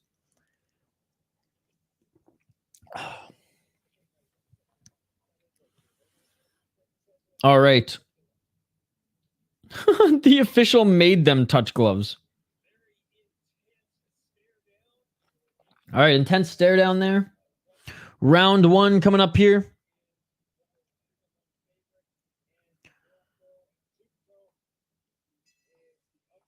Milko not behind, missed weight. No, it said on the broadcast that Alvarez was 5 pounds over. That he weighed in at 160. Round 1. Let's get it all. This ref needs another drink. Clint, what's going on, Clint? Good to see you, buddy. How are you? Happy Friday. 4 minutes and 30 seconds on the clock if you want to follow along with my stream. Alvarez in the red corner, Tucto in the blue. Inside low kick there by Alvarez. Got out of the way of Tucto's big overhand right. Tucto tried to throw that overhand right again. Happy Friday to you too. Got any big weekend plans, guys? Guys and gals in the chat here. Shout out to Jules, Brittany. 4 minutes on the clock. Ooh, high kick attempt there by Alvarez. 3 minutes and 56 here. Ooh, a nice left hand there by Alvarez. And a flurry of shots there by Tucto. Alvarez with a good counter there. Tried to land the uppercut. Inside low kick again by Alvarez. Tucto walking in, throwing a big overhand shot, swinging a miss. Alvarez is connecting on Tucto every time Tucto walks in to throw a big shot. 3 minutes and 26 seconds. Ooh, a nice right hand there by Alvarez. 3 minutes and 22 seconds. That's what I'm doing, pink-eyed goat. I'm literally doing that right now. What are you talking about? Thank you for joining. A nice 1-2 there by Alvarez.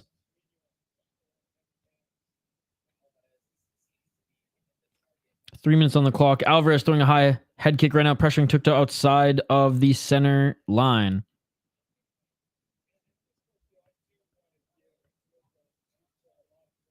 Two minutes and 49 seconds. Another counter left by Alvarez. Tucto keeps walking into that one. Right hand there by Alvarez.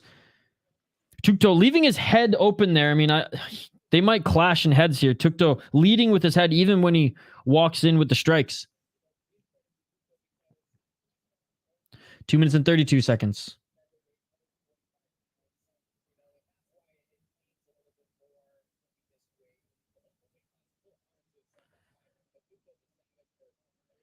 Pinko, do you pay my bills?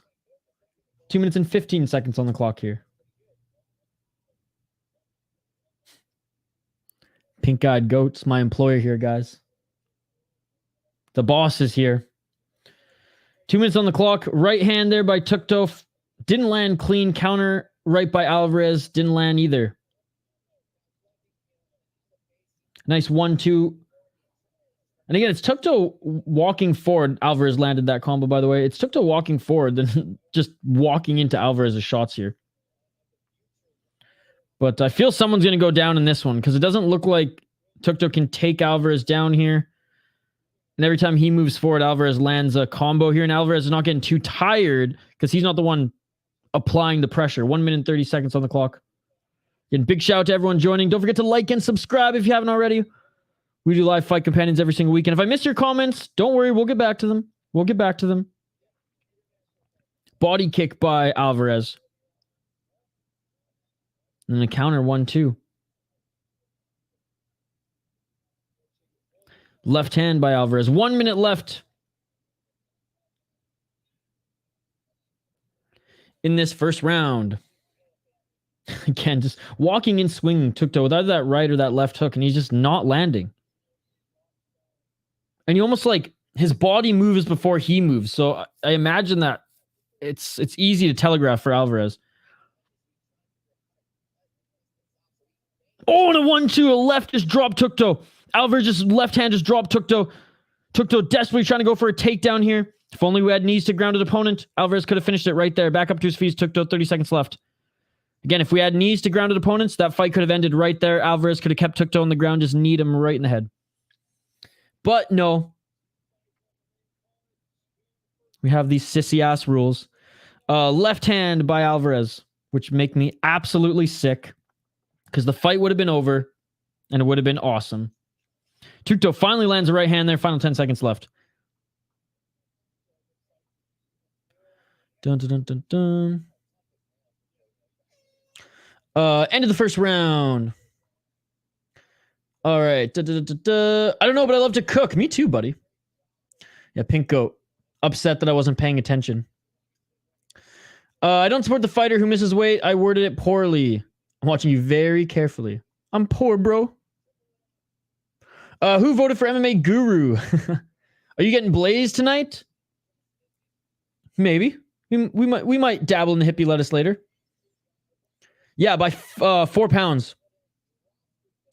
Tucto just had one move. Grr. Sorry, Pink Eye Go. I'm just messing with you. I appreciate you. If you need the live play-by-play, if you can't watch this fight... Actually, you know, I got Pink-Eyed Goat.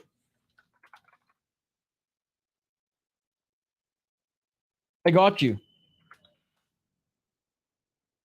Wait, what did you say? Oh my god, that's funny. I'm glad I read that differently. What are you talking about? That's exactly what he said.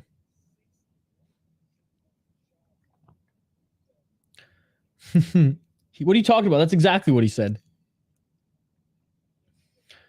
All right, back to the second round. Let's get it on! They tried to Michael Bisping me.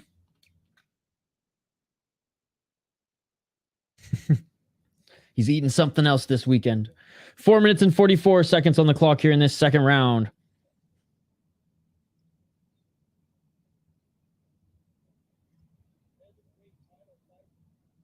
And again, Tucto, more of the same. Just swinging that arm, not landing anything here.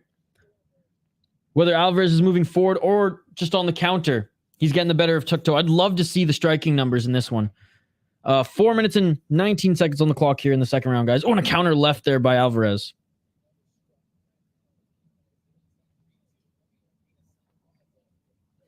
Oh, you like to cook noodle soup too?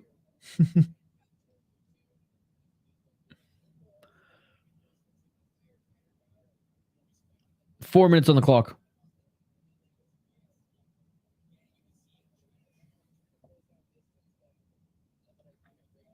Three minutes and 51 seconds. Left hand there by Alvarez.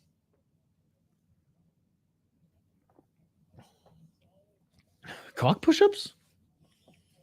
Oh, and left hand there by Alvarez.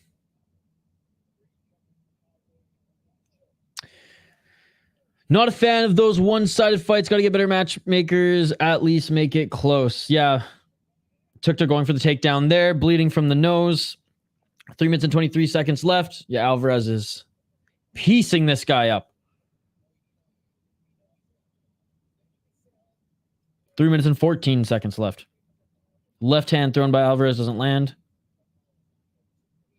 Definitely a skill difference between these guys. 3 minutes on the clock in this second round. And Alvarez already almost put Tucto away. This was my birthday present from Shane. I don't smoke ciggies, but it's a holder for other smokable objects.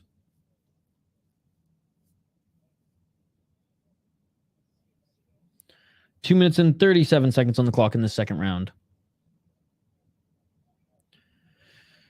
Pink Eye, I'm literally giving you play-by-play, man. You think there's shit going on every second? Like, there's some gaps in action here. For the most part, it's swinging and missing by Tucto. And now Alvarez pushed him to the ground. I'm giving you play-by-play, buddy. I'm giving you play-by-play.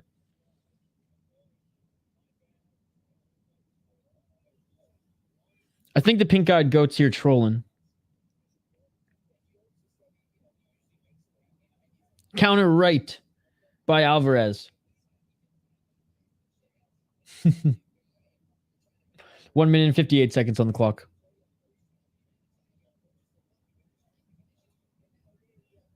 One minute and 51 seconds.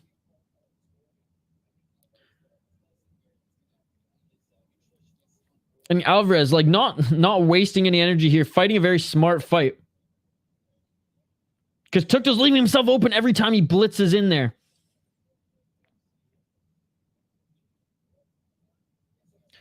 Yeah, I do like LFA.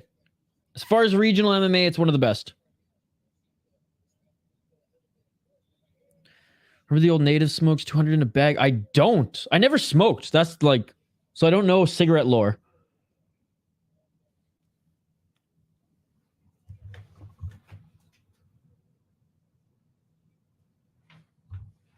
I'm watching you too. 1 minute on the clock here in this second round. And bleeding under the left eye is Tucto now. Nose bleeding in his little cut under his left eye. He's trying to go for a single leg. Alvarez doesn't even need to stuff. Alvarez just standing strong here. 48 seconds. And Tucto's just crawling here, pushing Alvarez up against the cage. Found I did have friends who would go to the reserves to buy their smokes, though. Smokes and fireworks in high school.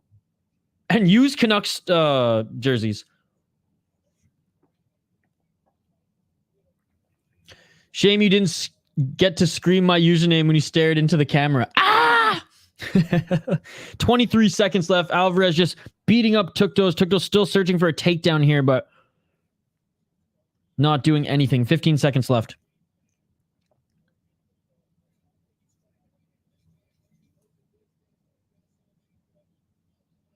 Alvarez usually pushes more, but that last loss must have fucked him up. And maybe just a bad weight cut too, right? Since he came in over, that he just doesn't want to drain the gas tank. Playing it more safe. Yeah, well, it's working. It's working.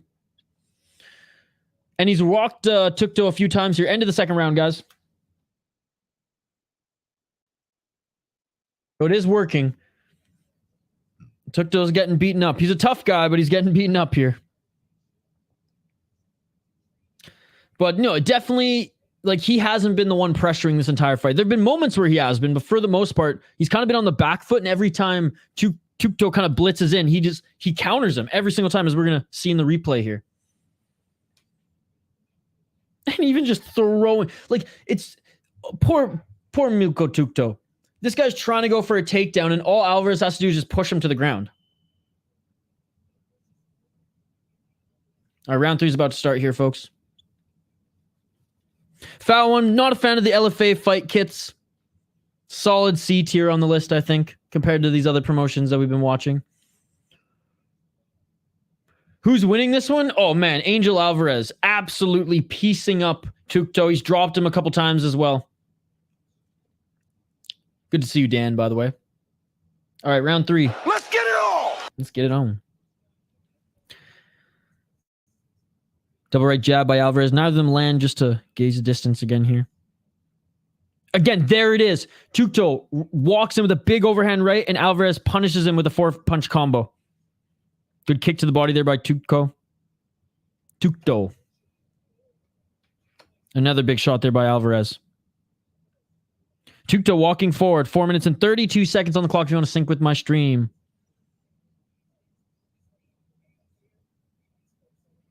What is a pink-eyed goat? That's what I want to know.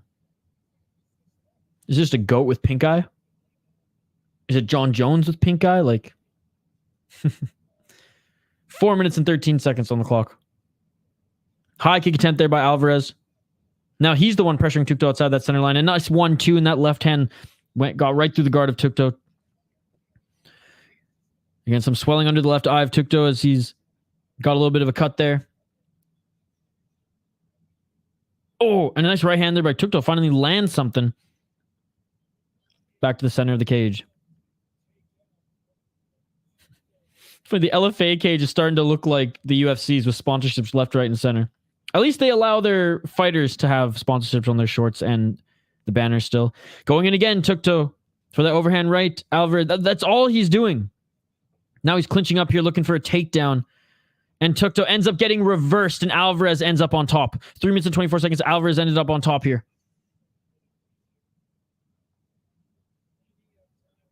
3 minutes and 18 seconds on the clock.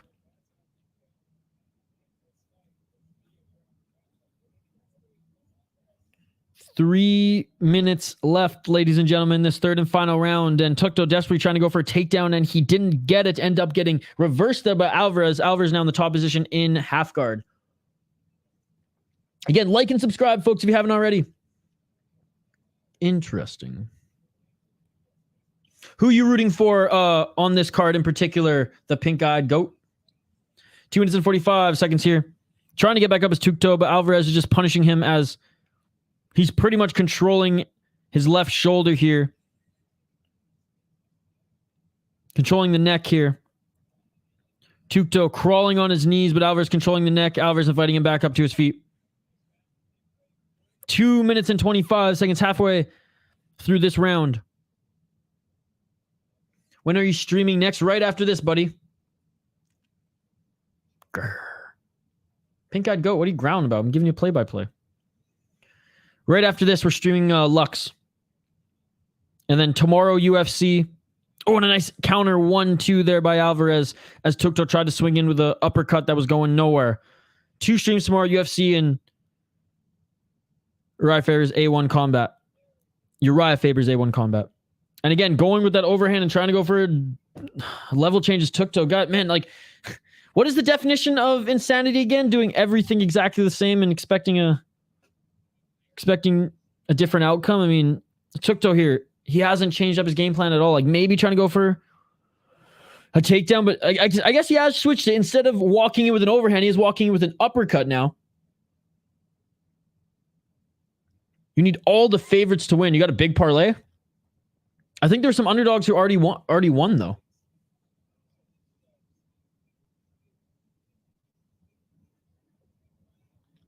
Maybe not in the main card. I'll have to take a look again. 1 minute left. Oh, and a beautifully timed takedown there by Alvarez. There's levels to this, guys. There's levels to this. Well, I hope you win some money, pink guy. 55 seconds on the clock here in this third round. Beautiful takedown by Alvarez. There's levels to this, guys. There's levels to this game.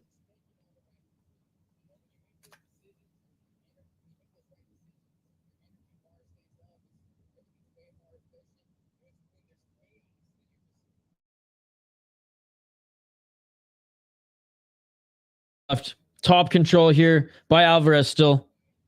Side control as Tucto gives up his back. Not even taking it though, just grinding it out.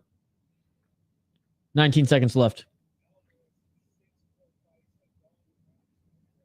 Boom, boom, boom, boom. Well, actually, no. So far, all the favorites are winning, so you're good. You're good. You're good.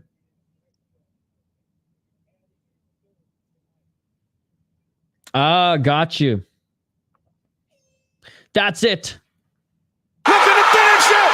And it's all over! Absolutely dominant round by Angel Alvarez. Well, so far, pink-eyed goat. You're in good shape because it looks like Alvarez is going to win this one. Oh, excuse me. Yeah, a good performance by Angel Alvarez. He remained patient. He almost had Milko Tucto out at a couple points there. Tucto has a good chin, but he is likely going to lose another one, and that will be 4 losses in his last 5 fights, 2 in a row. Interesting. Where are you from, pink-eyed goat? US, Canada? What did I eat today? I had some ramen, and I had chicken breast and some salad. And a ton of coffee. All right, official decision coming up here. Cannot imagine it's going to be anybody else but Angel Alvarez. Again, folks, if you haven't already, smash the like button on this video. Subscribe to the channel. Ring that bell for notifications. Nashville, that's awesome, dude. UFC's going to Nashville soon. Go Predators. I actually think they're going to make the playoffs next year, and I think they're going to...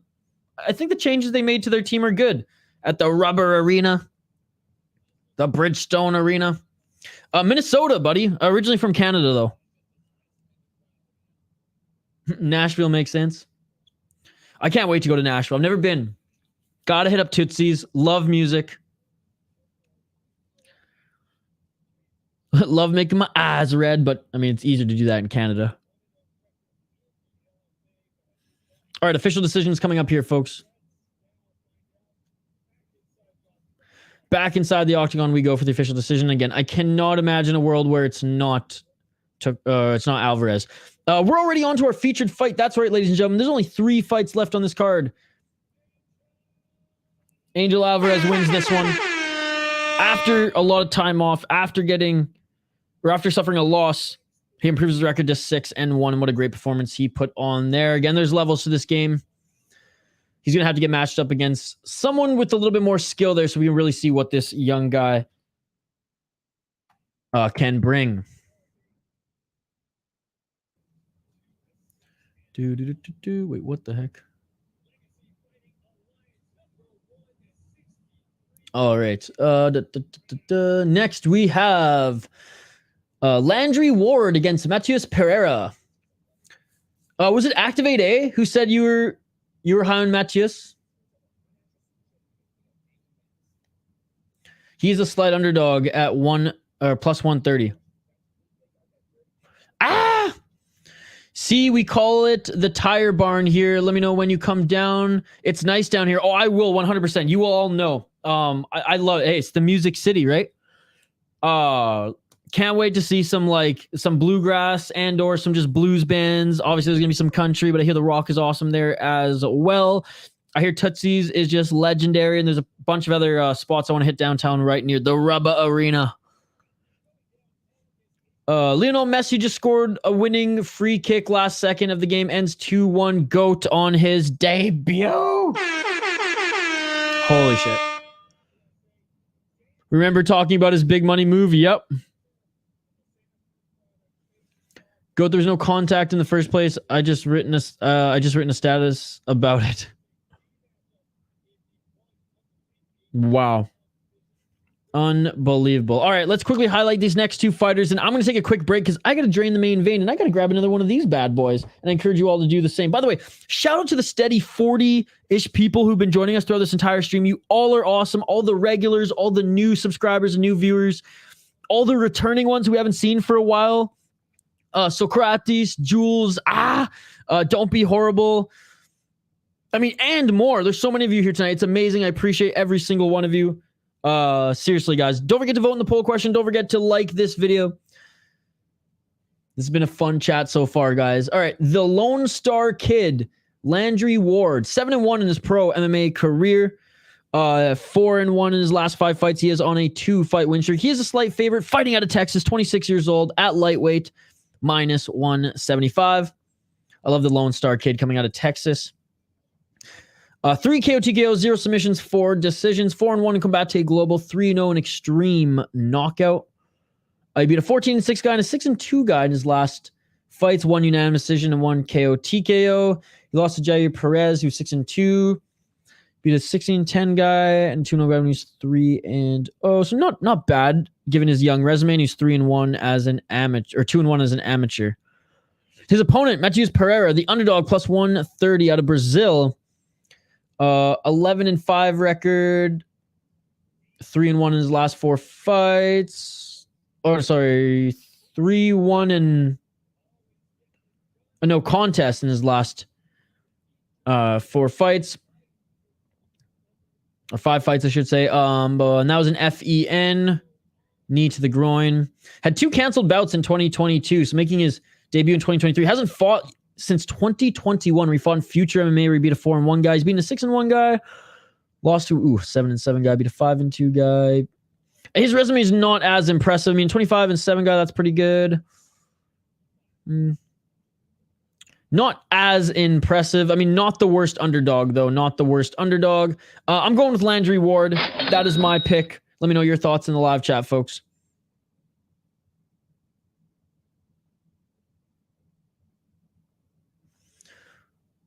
Holding his face for 0 contact. A real goat. That. What I drinking? Just hams. Just hams. Nothing special. Ward, please win. I have nothing. Game was over, no extra time left. Of course, Messi rolls. How do you know I'm drinking, pink-eyed? Why do these events take so long compared to UFC? Really, I don't think they do. It's quite the opposite in my mind, Dante. I would totally say the opposite. These events are way quicker than the UFC. Goat food prices have skyrocketed since the inflation. Need a little win, G. I think it was to me, but regardless. Picking Ward, too. Shane's got Pereira. And the pink guy's watching Tyrone very carefully like he's watching me. Oh, my God. Oh, my God. All right, folks, we're going to take a quick break here. I got to drain the main vein. I got to grab another drinky poo here, and then we will be back. Fighters are making their walk out to the cage right now. We will be back in just like 2 minutes' time. Don't go anywhere. I just gave my prediction. We just ran down the fighters. I want to hear your predictions in the live chat. And appreciate every single one of you who are joining us here. Again, don't go anywhere. We'll be back to give more live play-by-play commentary, reaction, and interaction. Like and subscribe, and I'll see you back here on the other side to lock in the rest of your picks and to call this fight. LFA 163 live here on the channel. Don't go anywhere. We'll be back after this quick 2-minute break. Let's go.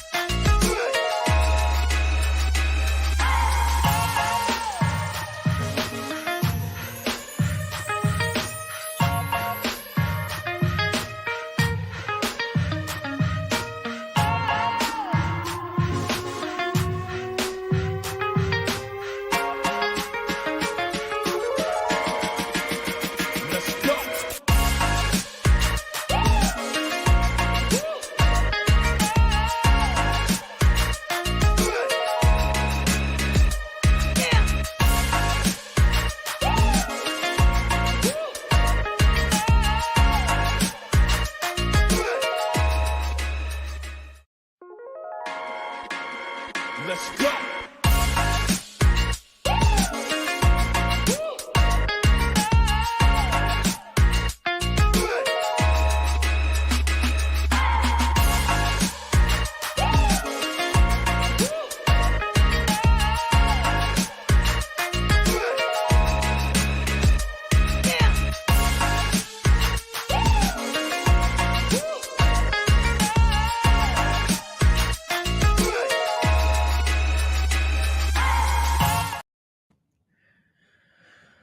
And we are back live here on the City Light Project YouTube channel for yet another live fight companion. Landry Ward is making his walkout right now. The Texan with the Texas flag and the cowboy hat, the Lone Star Kid. What a great nickname here. And what a great crowd we've had tonight here for LFA 163, John versus Garcia. Appreciate every single one of you. If you haven't already, like and subscribe. We do fight companions every single weekend. And folks, we have 3 more fight companions that we're doing this weekend. 1 right after this card. That is right. Lux 34. We will be streaming right after this card.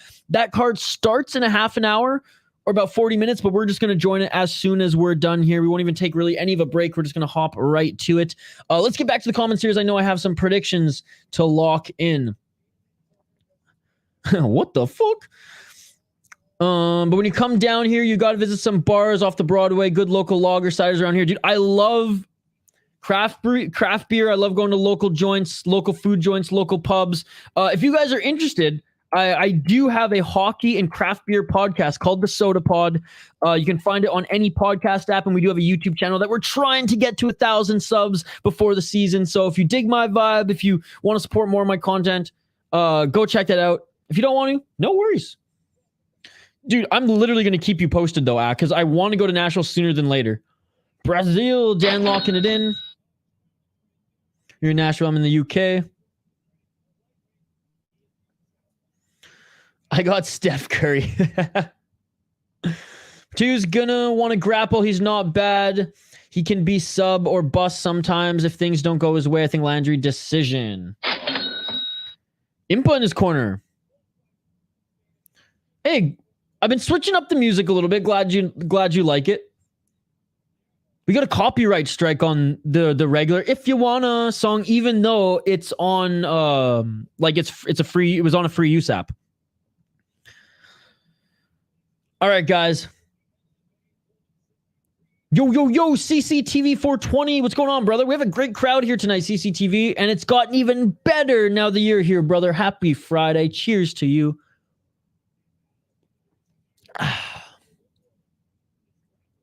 Chandler lives in Nashville, so that place must be cool. Yeah.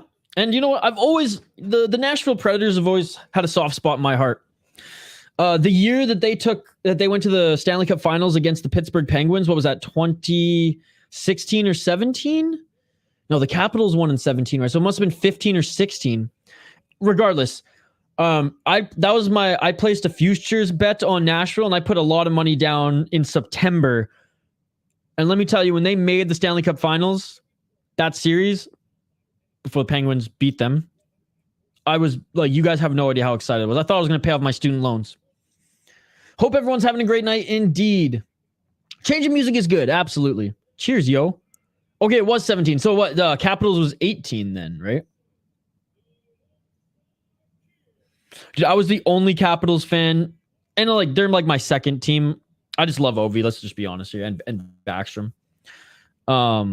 But I had like a Capitals jersey, and that was like right after exams, when everyone's just partying on Vancouver Island right after, right when it's getting nice. Ooh, intense stare down here.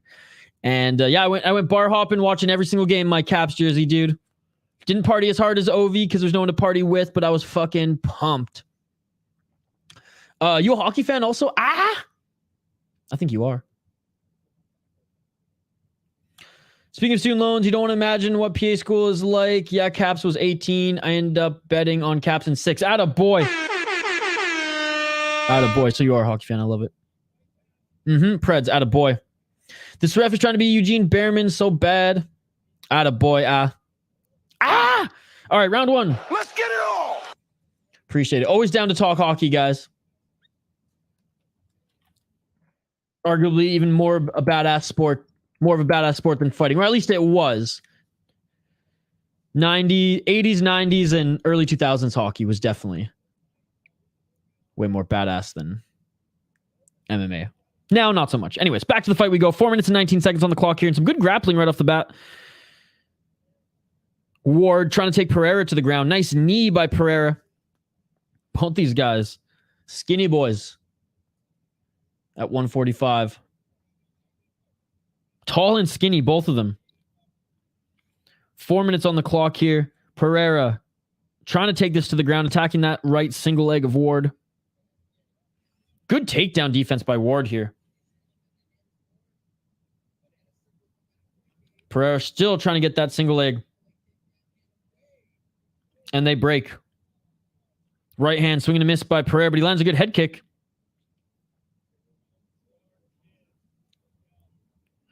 Three minutes and 33 seconds on the clock here. Nice 1-2 there by Ward. Pereira goes, come on.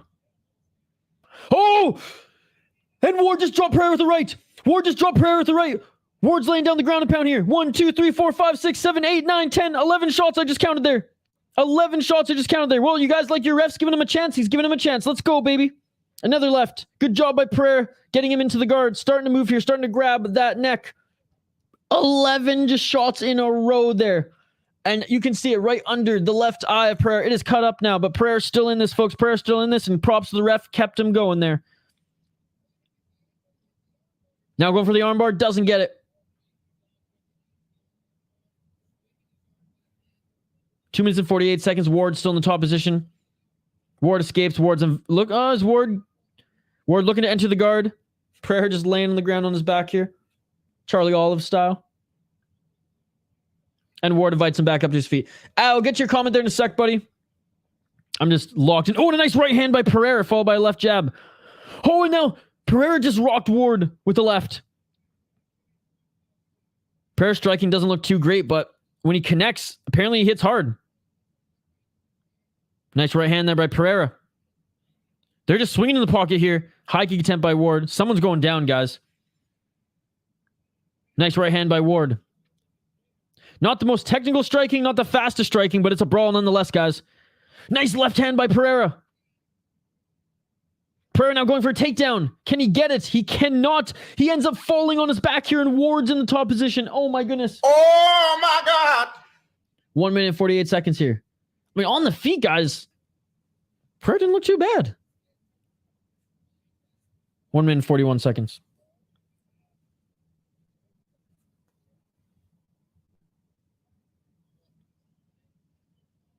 Pereira gets back up to his feet here. Great job by Pereira. They are clinching right now. Pereira with a high kick on the break.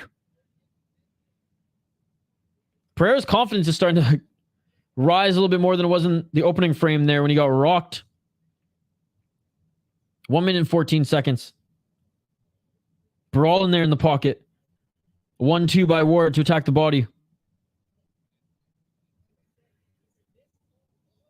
Outside low kick by Pereira. 56 seconds left on the clock here in the first round. What a first round it has been, guys. What a first round. Nice right hand there by Pereira lands. Straight left by Pereira. And Pereira now goes for a takedown, and he gets it. That's great for this round, given that he actually came back in the striking department, landed 2 big shots on Ward, then gets the takedown. Can he do anything with it? He's getting the back take. It's a high back take right here, but he's got to get hooks in, man. You got to get a hook in. 30 seconds here. Let's see what Pereira can do. Pereira gets the back, gets both slides, both hooks in, and now going for the choke here. 23 seconds left, and he's going to end this fight with a beautiful combo, takedown, and now threatening a rear naked choke. It's not under the chin. He's got one arm caught, 15 seconds left, but this is going to look great in the eyes of the judges. Pereira won that first round. Oh, it's tight. It's tight, but there's not enough time. Oh, and he survives. That was tight. Wow, end of the first round. What a crazy round, guys. What a crazy round. What's crazy is that they cleared some space with the Duchesne and Johnson, but dumped off. But people cry about O'Reilly being signed in the namesake of we need room for our younger players. Dude, that was a great signing in my opinion, and I think that's exactly what Nashville needed. He brings a little bit of what both of those players brought for quite literally half the price because he's one player. He brings offense and he brings that two-way game. I thought that was a tremendous signing by the Nashville Predators. The ref got a Santa beard from Wish. Is Ward gassed? I don't think gassed. They've honestly, guys, a beautiful right hand there by Ward to drop Matheus Pereira. I know Ward got the knockdown, but Pereira ended that fight landing the better shots on the feet and ending up on the back. I mean, it's a very close round. What do you guys think? Yeah, no, Shane. He did get dropped, though. Did he do enough? Like, this isn't Muay Thai where you get dropped and it's an automatic 10-8, right? Close first round. Outside, give it to Pereira because... actually, you know what? No, Pereira has more damage on his face. Close round. Ultimately, I'm giving it to Landry Ward. I know I've gone back and forth there. I'm giving it to Landry Ward because, yeah, he did drop him and he did more damage there, but it's fucking close. It was a close round. Knew he's a live dog, Pereira, but that first round was close. I think if we gotta start really emphasizing damage, and especially if it was that close. But if Pereira keeps but the damage was done in that round, right? So if Pereira does more of what he was doing at the end of that first round, this is going to be his, he's going to win this round similarly. And he landed the better strikes there to start the second round. Let's get it all! What's up, Dublin Robber? Unfortunately, I only speak English and French, buddy.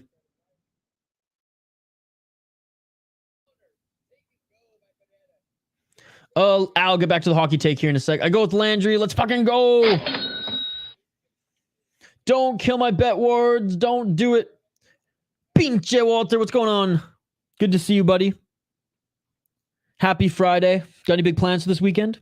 4 minutes on the clock here, and Ward is not unable to be taken down. And close round there, Liar. And thank you so much for joining, buddy. Don't forget, guys, drop a like on this video. There's over 40 of you here. We're trying to get to 30 likes on the video. At least 30. If we can get more than 30, that would be amazing.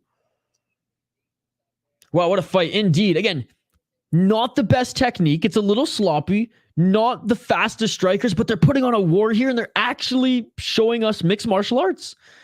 Happy Friday, my brother.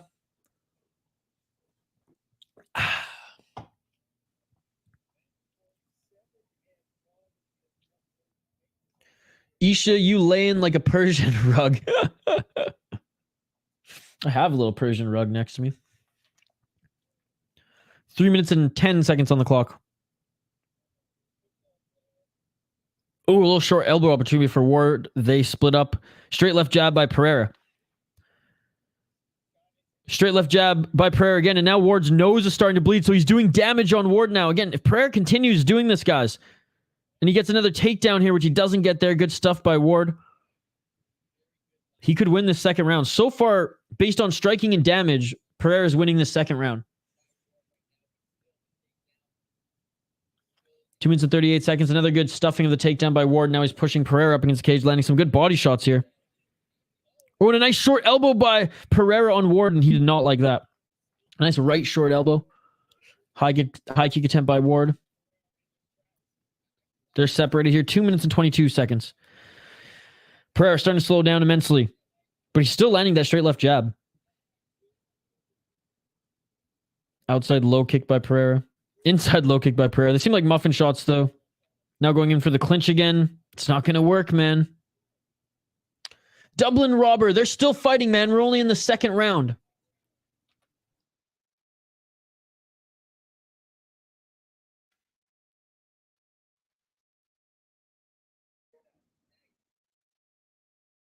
One minute and 45 seconds. A nice right hand there by Pereira. A nice left by Pereira. Ward's not landing here, guys. Okay, right when I say that, he lands a right hand.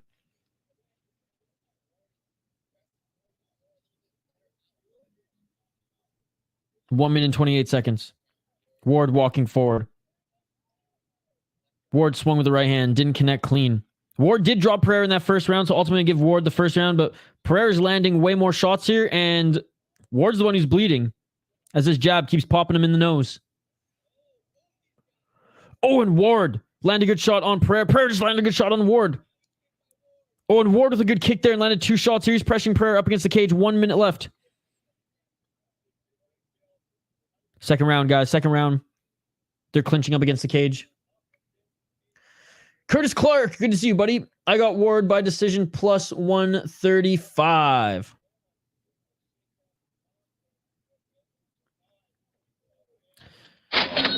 Hope you cash, buddy. Ooh, those short right elbows in and out of the clinch there by Ward are nasty.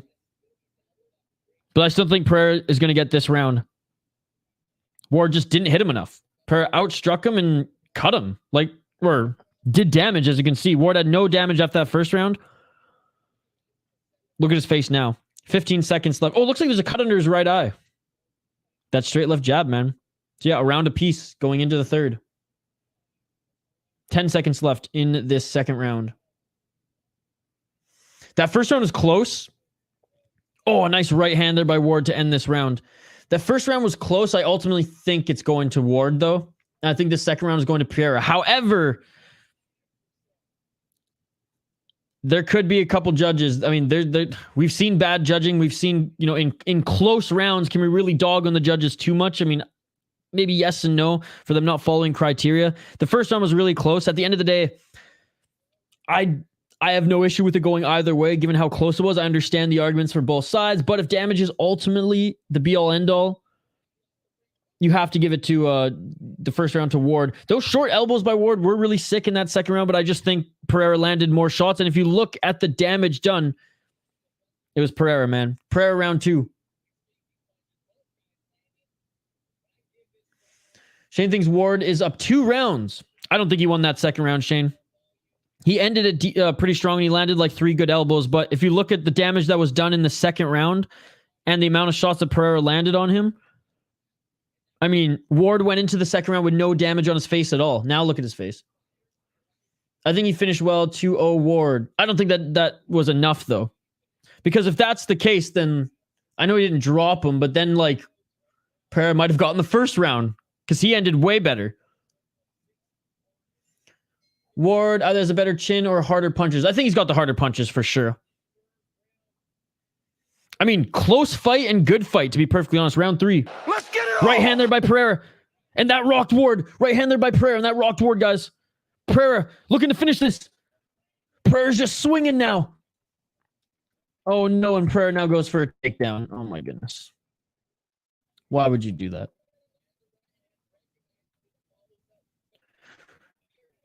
I thought Ward. Landry, let's go. Ward got 2, said Thomas. I need Ward Brook. 4 minutes and 15 seconds on the clock. Man, Pereira with a beautiful start to this third and final round.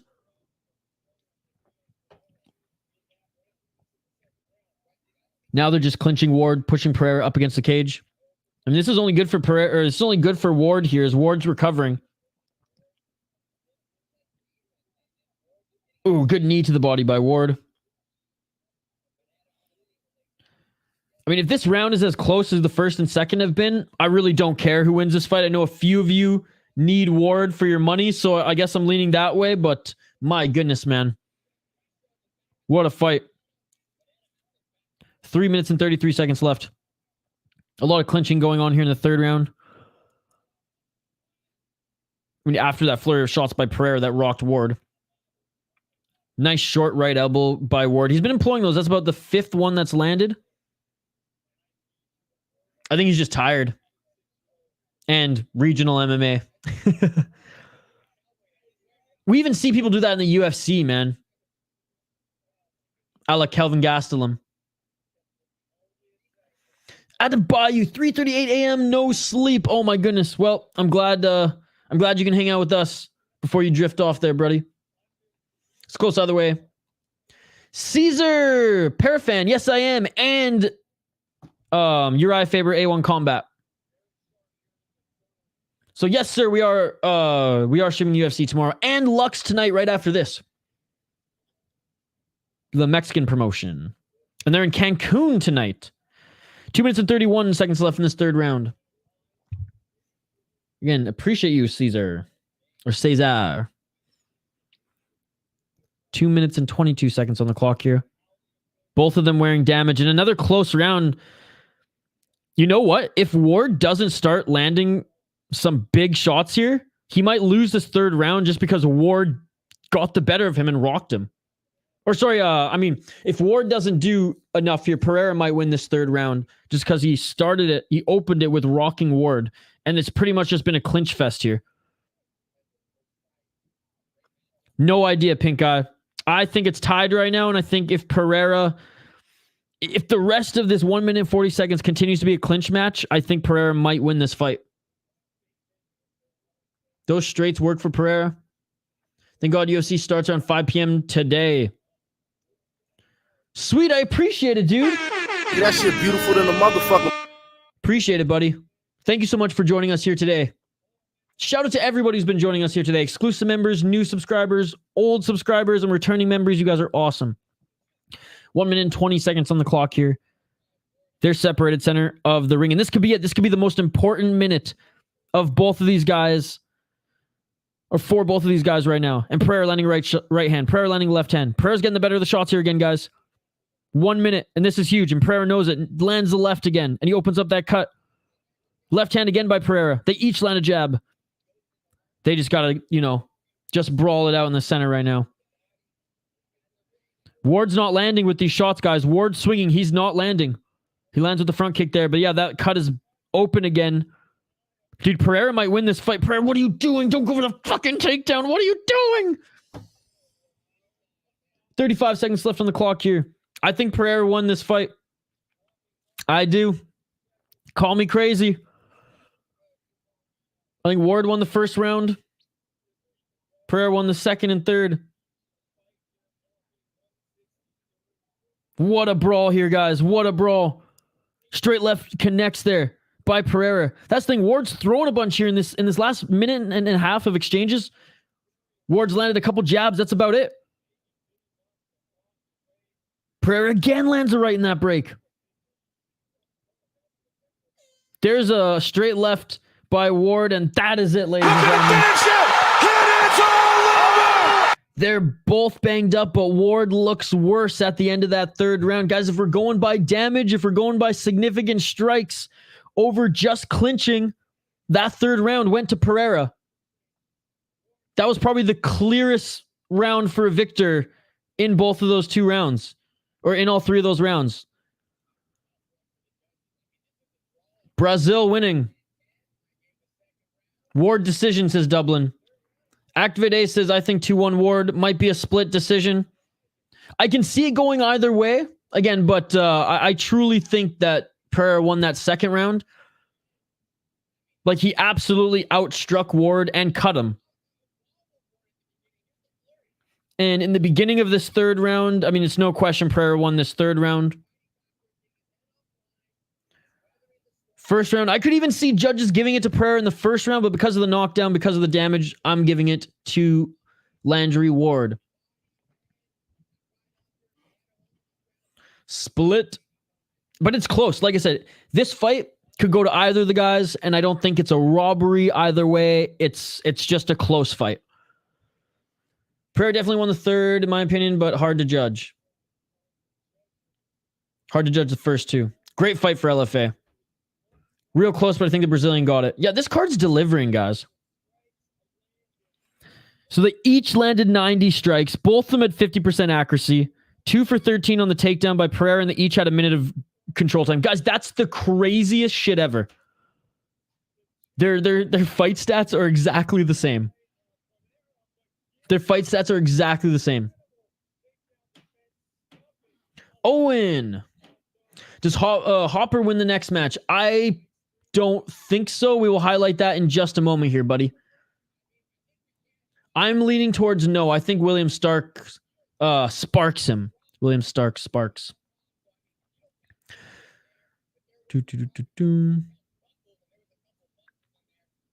A draw? I don't know. It's crazy. They each landed 90 strikes.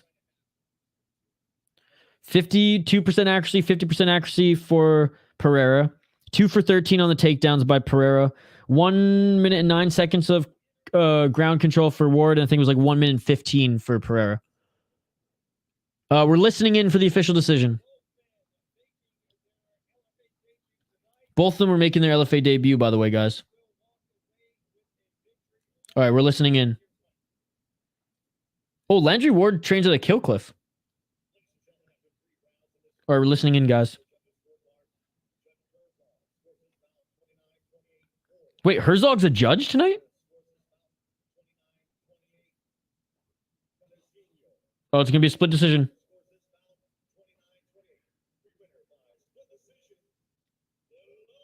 Landry Ward wins split decision. Hey, Like I said, it's not a robbery at all. That was a very close fight. Herzog was a judge in that one. Wow, tough fight to score there. And I mean, you know what? I tip my cap to Pereira as well.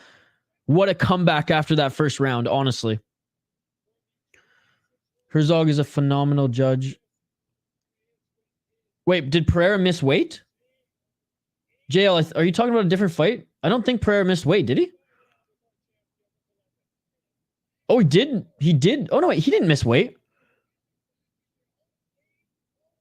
Oh, maybe he did miss weight. You're right. 149. I don't know. Maybe you're right. I didn't hear that he missed weight. Sorry, my broadcast is low. I thought you were talking about the last fight. I don't think the weight cut has anything to do with the performance, though. They both put on a great fight back and forth. Dun, dun, dun, dun. Normal, says Dublin. Nice. Had war decision plus 120 and live betted him at minus 140. Great fight indeed, guys. He weighed in at 147. Yeah, he missed weight pound and JL's dig into him.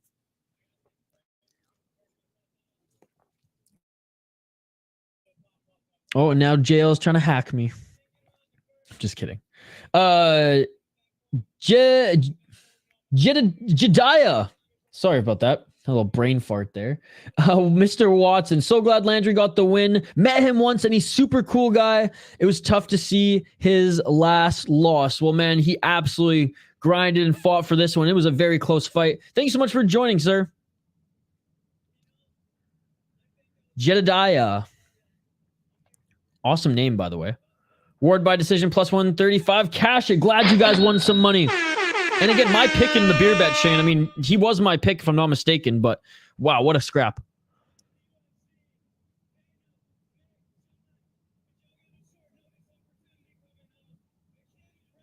Oh, the Lone Star Kid is asking for a UFC call-up. I don't know if he's quite ready for that yet.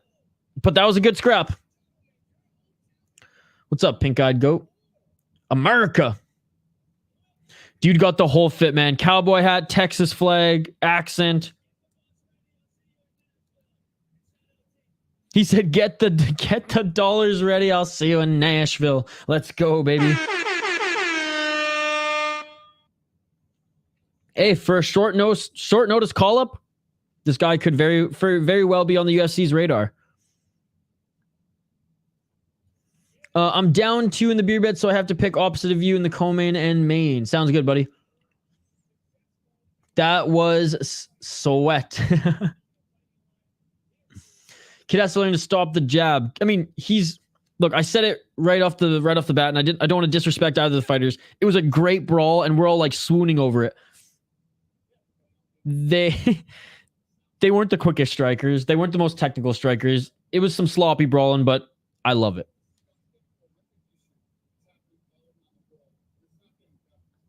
What's Dana White talking about?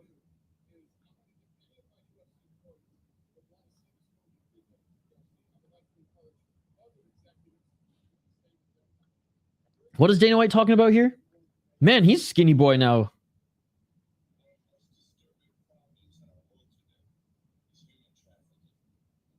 Oh. Mel Gibson has a... Okay. All right, we won't talk about it because YouTube won't like that conversation piece. Man, Dana is a badass. Great fight. Impa might actually win the PFL 1 Milli tournament. All their best fighters was on gear. Good for him, but he ain't winning that if it was normal. No, fair enough, dude. Dude, LFA always announcing their cards like 3 ahead of time. It's awesome. 5th event in Brazil, LFA 166. That's awesome. September 2nd. No, you're totally right, though, Activate A. All right, guys, co-main event of the evening next. That's right, we are already at the co-main event of the evening.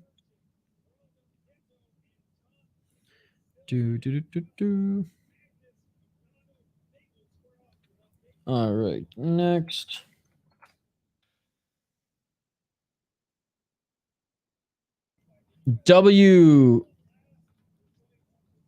What's your pick and end method? I usually stay clear from end method because it's just tough for me to predict without being totally plugged into this organization. But, you know, whatever. For the hell of it, I'll give you one here. Let's highlight the next two fighters, guys. We got William Starks, Will I Am, against Johnny Hooper, the Snow Trooper. He's out of Frisco, Texas. 3-1 in his last 5 fights, 9-3 as a pro. He's the big favorite, minus 350.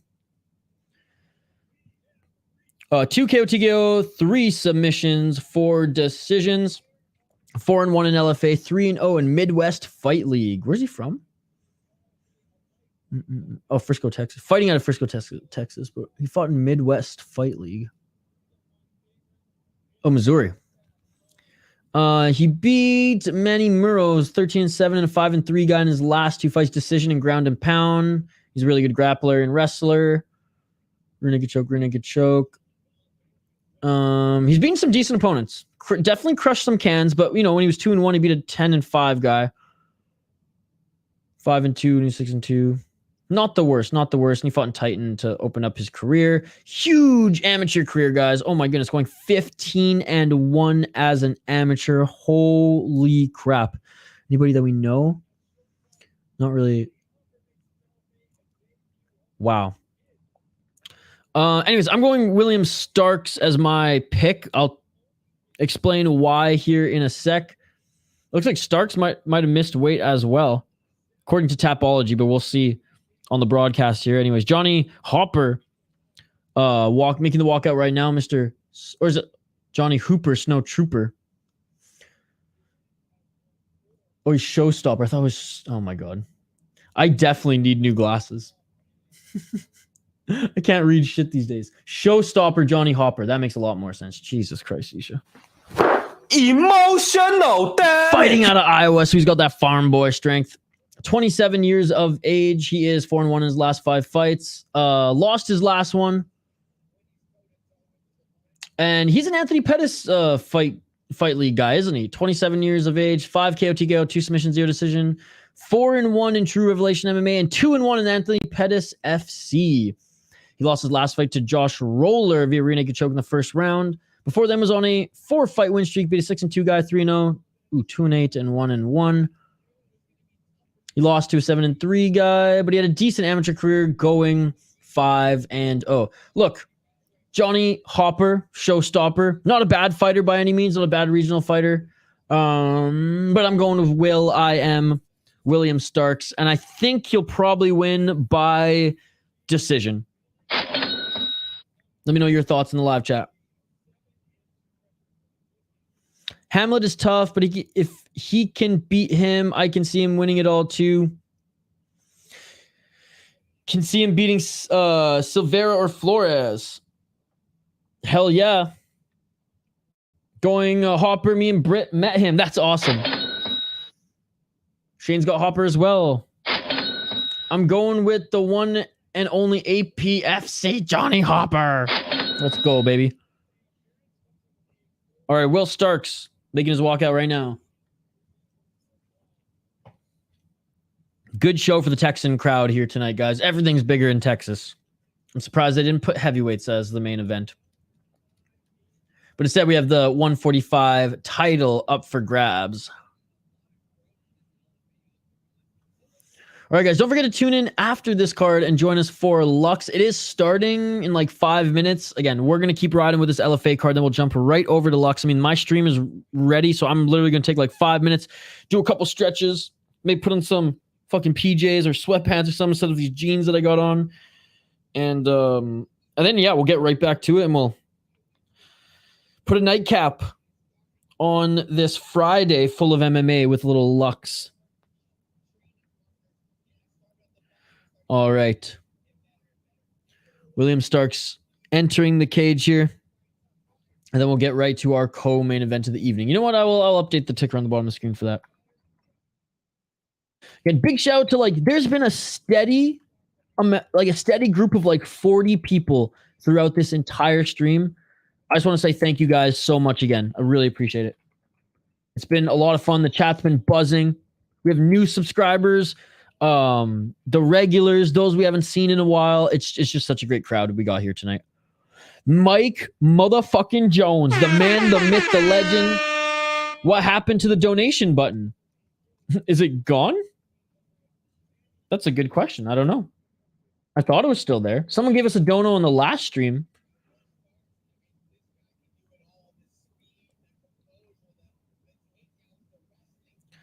I don't know, buddy. As far as I know, it's still there. Maybe it moved? But I can still see it. It's right next to the emoji. Right next to the emoji. Right next to the reaction. Oh, and Mike Jones. Gilbert is a disgrace to MMA commentators. 7 months. Thank you so much, Mike Jones, for renewing your membership. Thank you so much, buddy. Thank you so much. Oh my goodness, Mike Jones just renewed his membership for 7 freaking months. Dude, I appreciate it so much. And we just hit 33 likes on the video. Let's freaking go. Guys, we have 2 more fights. There's 37 of you watching. If all of you smash that like button right now, we will hit 40 likes. We will pass our Cage Warriors video. I think that just got shy of 40. Let's see if we can actually hit it here. Mike Jones, thank you, brother. Thank you so much for your 7 months membership. That is amazing. I appreciate you so much, sir. Hope you had a great vacation. Are you back yet? By the way, just checking in on our poll question. Best MMA YouTuber, comment if not listed. James Lynch, MMA Guru, Rigo, MMA Holes. Who else? Right now, Guru leads at 47%. James Lynch, 35%. MMA Holes, 14%. And Rigo, 4%. We had a few write-ins as well. Where can we bet on Lux? That's a good question. Activate A, do you know?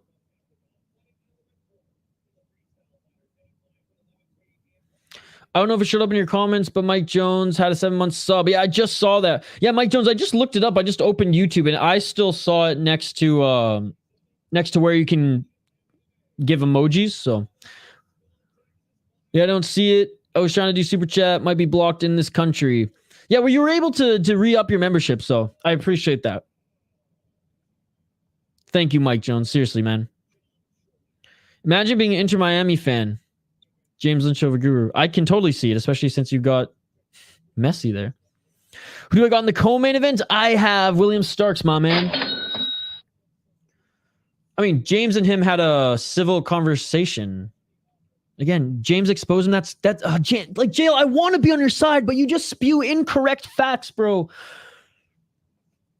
He did not expose him. They had like a chat together.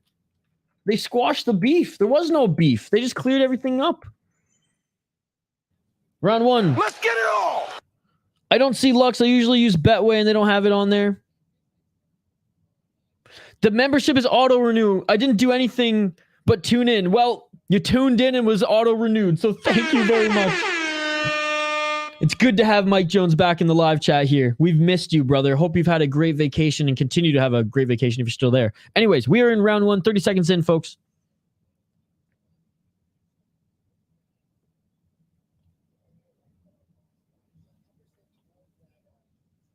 Jay, hold this L. And Bisping and Guru, I don't think any winner came out of that. I think they both... I mean... I don't think the war is over. 3 minutes and 58 seconds on the clock here. Co-main event of the evening. But yeah, James and Guru never had beef. That is fact.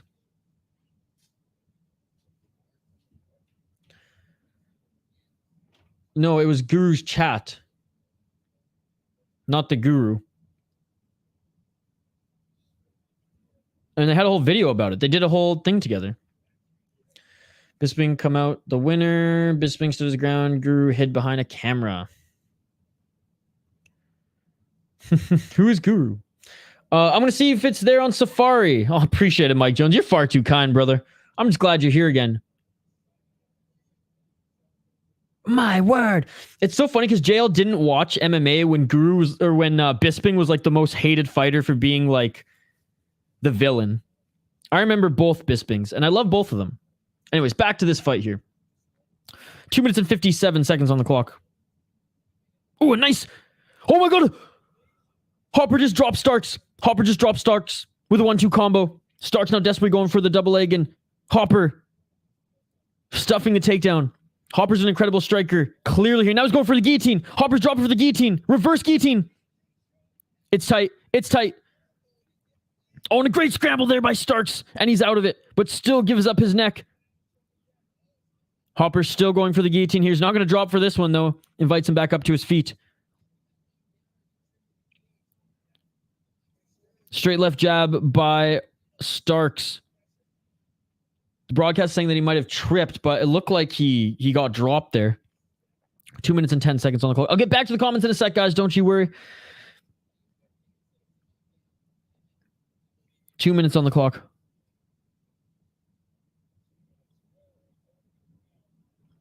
Pressuring Starks outside that center line is Hopper right now. 1 minute 55 seconds.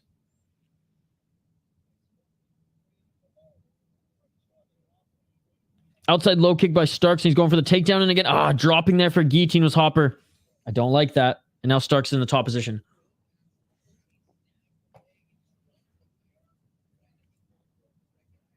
In the full guard of Hopper, Starks right now. 1 minute and 33 seconds. I don't know why he dropped for guard. I don't know why he dropped for guillotine there. He's piecing up Starks on the feet. Hopper caught his ass. Really, who is Guru?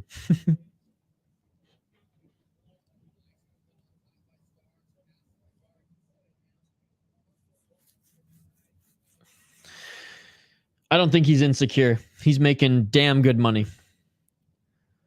Rips on everyone, and I love then lies and put out false stories. Again, I think there's way worse YouTube channels for that. I don't think he puts false stories out at all. So again, I disagree, JL. I disagree. Again, I don't care if you like the guy. His content is not for everyone with that comedic, layer. It's not for everyone, and I get it. But he doesn't lie.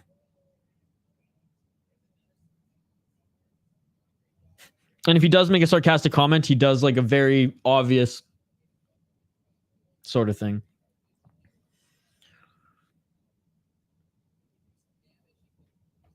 2 minutes or 24 seconds left on the clock here, and Starks in side control now, ladies and gentlemen, laying down elbows on top of Hopper. Hopper now spinning out of this. Close round again, guys. Close round again. And Hopper almost got out of it, almost got back up to his feet, but a good job by Starks getting right back on top of him. He has rubbish content.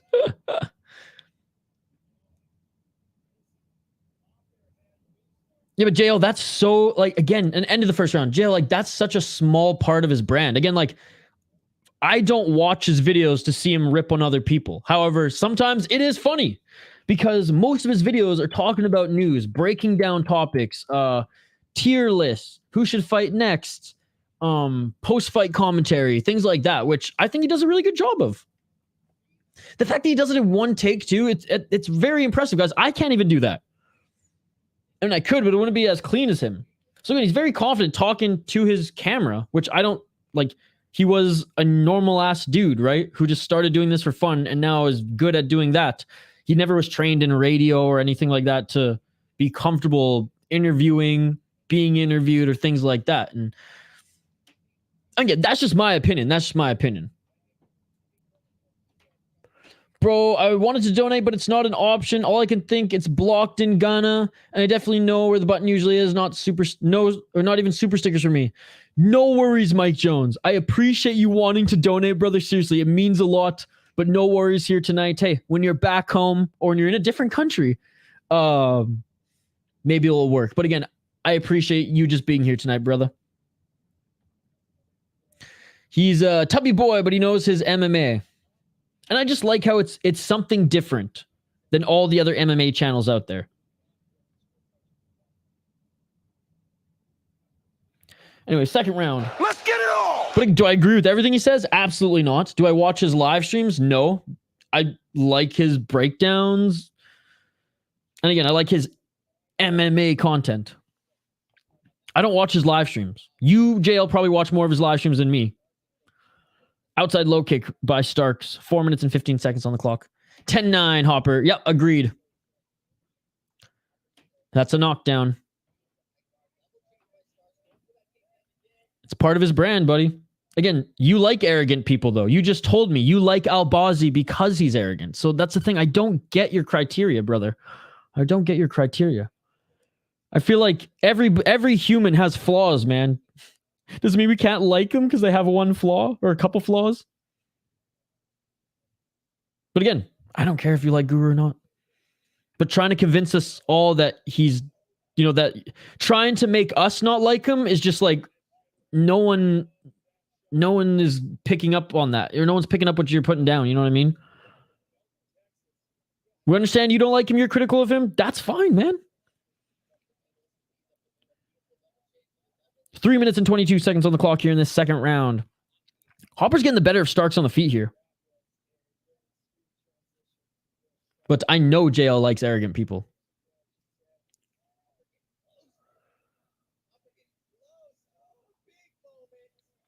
And a nice takedown there by Starks. Body shot here by Starks. Again, I'll get back to the comments here in a sec, guys.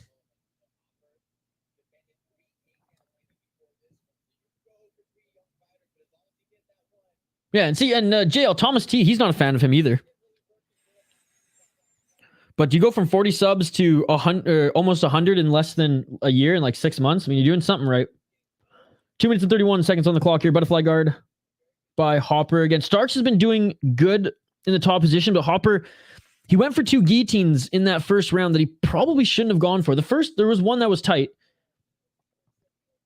Now looking to get back up to his feet. He does a good job here. 2 minutes and 16 seconds. And then Starks taking him right back to the ground. Modified half guard. Side control. Right into side control here. And again, I'll get back to the comments, folks. Sorry, I'm missing some of them here, but just keeping my attention focused on this fight. We'll get to the comments if there's a lull in action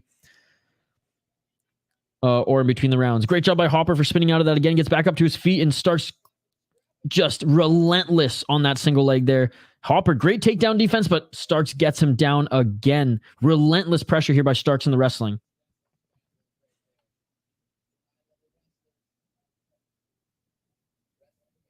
One minute and 40 seconds. High level wrestling indeed by Starks. So much pressure here. He's just relentless. And Hopper Hopper is very well-rounded, guys. He's doing a good job here, especially in the striking, but man, Starks, knees to the body here. See, you can knee a grounded opponent to the body, but not in the head. It's insane. It's absolutely insane. It's the dumbest rule ever, folks. Allow all knees. And soccer kicks. 1 minute and 15 seconds on the clock. Nice right hand there by Hopper. Hopper's tired. Big deep breath there. And Starks saw that and goes right back for the takedown. And he gets it again. 1 minute and 4 seconds on the clock here. Oh, a nice elbow there. And the thing is, Starks, he is employing ground and pound here. 53 seconds. Landing some right hands. 45 seconds on the clock. No, Hopper's definitely still in this fight. Won that first round, but Starks, I think, is going to win this second one, guys. Because there's no lay and pray by Starks. He's going for the takedown. He's controlling Hopper. Whenever Hopper gets out of it, he brings him right back to the ground, and he's employing ground and pound here. 30 seconds left. Oh, I missed a ton of comments, so I'll try to get through them here in a sec, folks. 13 seconds in this second round. Final 10 seconds. Man, just more ground and pound. Right elbows. Not all of them are getting through, but this looks good in the eyes of the judges to end this second round. One more round left in this co-main event of the evening, ladies and gentlemen. Again, if you haven't already, like and subscribe. We're trying to get to 40 likes now. We hit our like goal of 30 likes, but let's at least get to 40 now. Let's blow by it. Let's get to 40. I know we can do it. We're so close.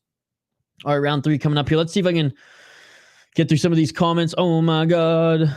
Some of you guys going back and forth. Gotta roll, boys. I see y'all soon, and I will be home on the 28th. Mike Jones, have a great rest of your chip, buddy. Who you got in the main and by what method? We'll get into it right after this fight, Curtis. You need to do your parlays. Dun, dun, dun, dun, dun. Dun, dun, dun, dun, dun. Starks winning easily? Not easily. He won the second round. I think Hopper won the first round.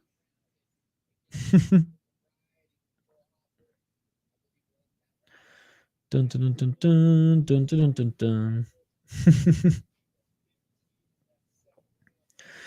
Fancies just a little bit. Be nice. It's only MMA. Who do you think is winning this round? I think Starks won that second round. Third and final round starting here, ladies and gentlemen. Let's see. Yeah, Starks winning the second round. I think Hopper won the first round, though.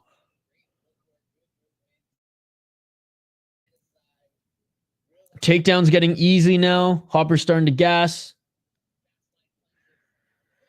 Tomorrow, best parlay. Muradov, Roberts, Grant Murphy, ZM, Muniz, Aspinall.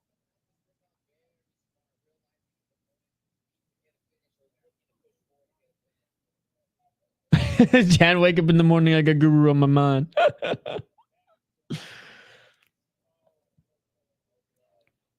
Oh, and that was a kick low there. Hopper just needs a sec to recover. Here's a parlay, guys, courtesy of Cesar.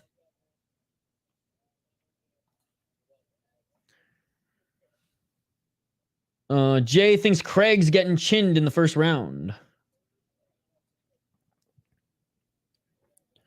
3 minutes and 55 seconds on the clock here. Keep the comments coming, guys. It's comment-driven live stream, as you know. Love the interaction with you guys and appreciate how the chat's been buzzing this entire stream. It's awesome, guys.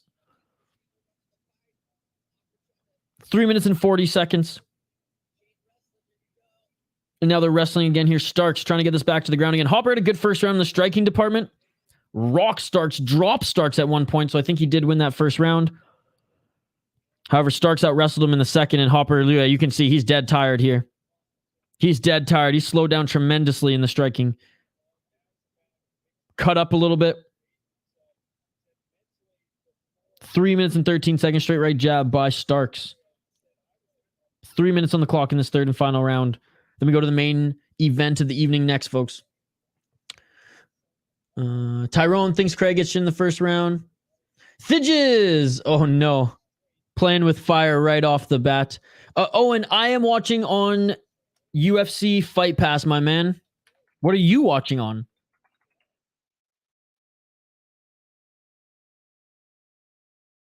Two minutes and 42 seconds on the clock here.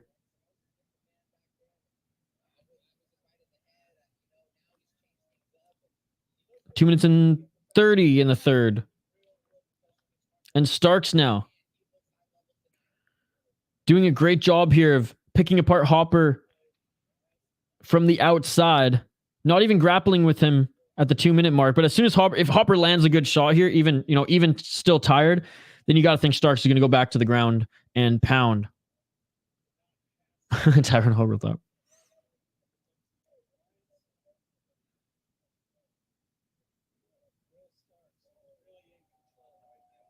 Two minutes on the clock.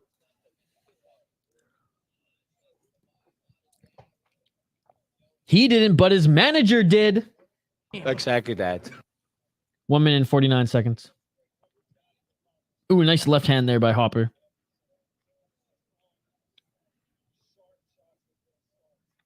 Yeah, Hopper's landing a few shots here now. And Hopper's still talking like, hey, you just hit my elbow. You didn't kick me in the body here. Yeah, Stark's winning. I think he's winning this third round.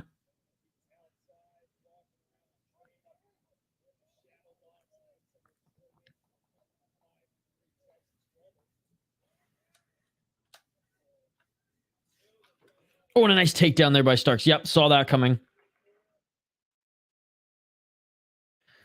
And this might be the nail in the coffin, ladies and gentlemen. Main event of the evening coming up next here. We got 1 minute left in this fight. Yeah, Starks out working. I think Starks won the second and likely going to win this third round. I think Hopper won the first. Tyrone, right. Got to be quicker than that, buddy. Owen, I have a gift for you. But I am watching on UFC Fight Pass.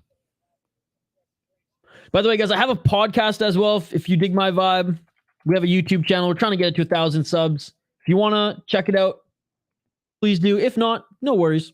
The Soda Pod. 22 seconds left in this third round here. Modified half guard side control.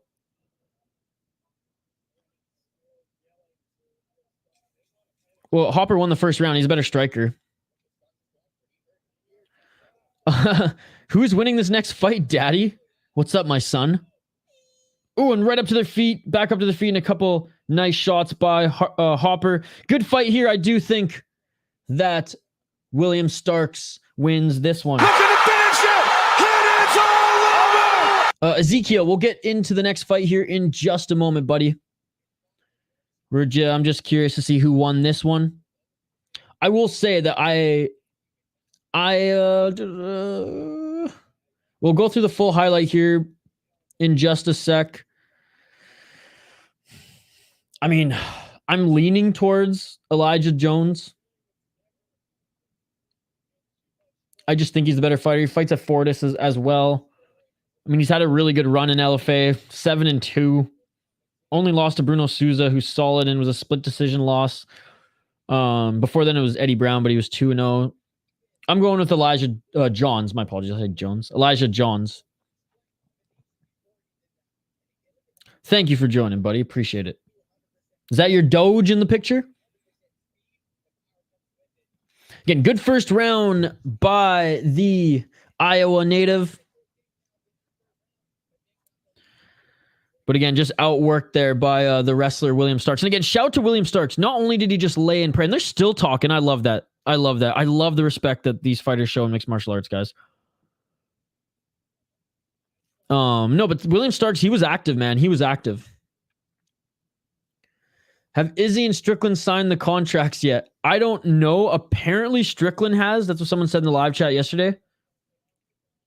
But does Tapology even have a page for it? I did some videos that I dropped on the channel, which, by the way, if you guys, please, if you support this as well, like, would love it if you checked out some of the other MMA content that we post on this channel. It's mostly just commentary stuff. Damn, that was crazy. Women fight by the submission in Lux. Oh, Diego's already on Lux. Don't worry, Diego. We will be joining you right after this next fight. Let's make some money then. Again, I did pick the favorite, so it wasn't anything crazy there.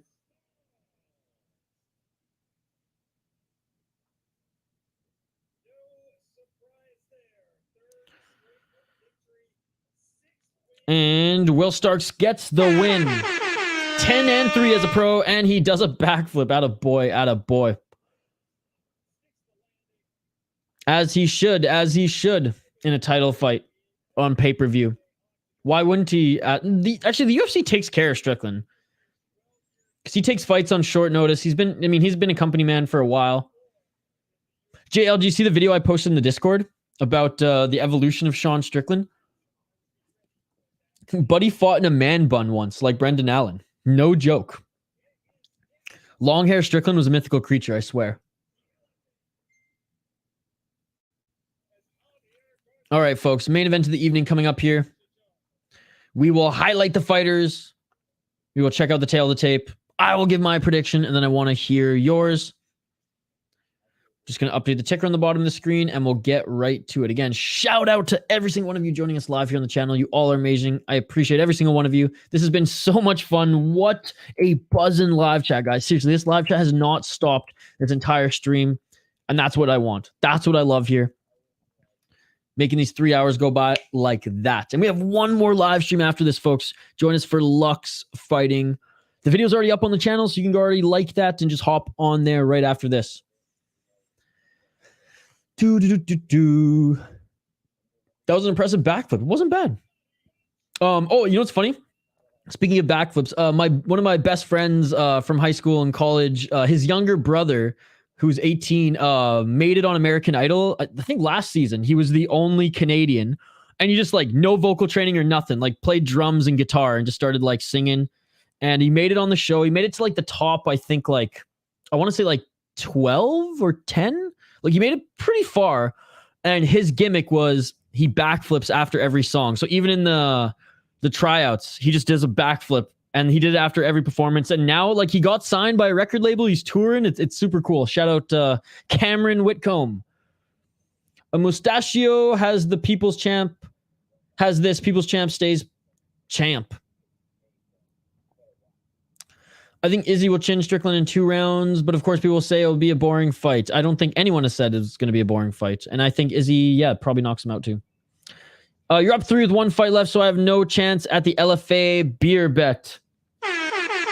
So, Shane, we're 1 for 1 on beer bets tonight.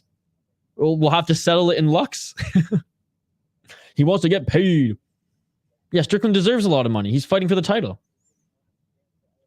Strickland, who got smoked by Alex, who just got knocked out by Izzy, and somehow people are saying he will be a challenger for Izzy. Who is saying that? JL, why do you keep putting weight on the words of trolls? The trolls are saying that. When JL says people, he means the negative ass people in the YouTube and Twitter comments, guys.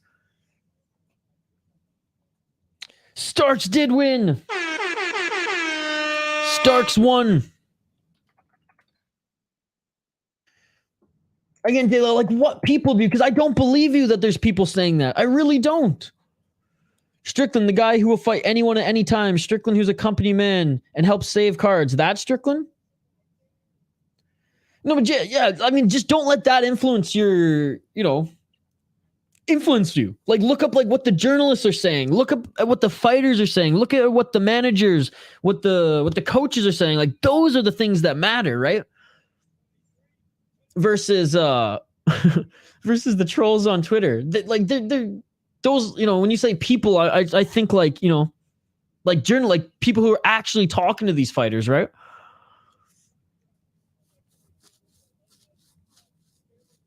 Nobody said it here. Benjamin, one of our exclusive members, what's going on? But yeah, I'll say it right now. I think Adesanya's gonna win. I still like Strickland though. I feel like you can have both of them. You can pick a fighter to win and not necessarily like them, and you can like a fighter knowing that they're gonna lose. Best MMA YouTube. 2 Weasel MMA, 1 City Life Project. Oh, you're too kind. You're too kind. Appreciate it. Yeah, I didn't put the Weasel on the list. And how I made my list, and I said it was right off the top of my head.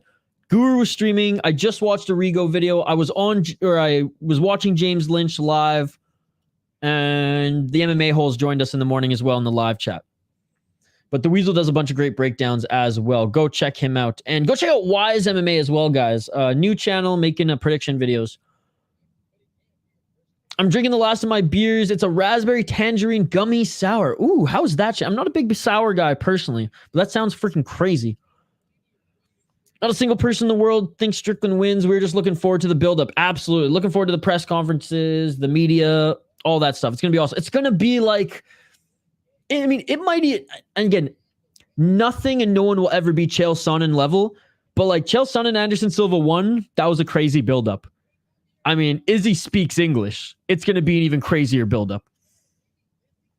I've had it for a while, just haven't been drinking much. How old is it, though? Is it like expired while? Weasel's biased. Did you hear what he said at 284? Yeah, that was one of his... Well, so you supported the Guru then, JL. So you supported the Guru in that whole scenario and situation. I didn't like that breakdown of the Weasel personally. And I smiled ear to ear when Guru made his video on him. We all know Strickland takes the press conference 10-7. Oh, yeah. Strickland is good, but Izzy is great. Yep. Agreed.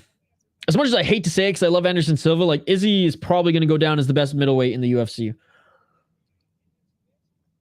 If Garcia can get it done, UFC will be calling him up for sure, says Dan T. Well, we'll be watching him very closely. I like sours, not a huge fan of raspberry sours, though. Okay.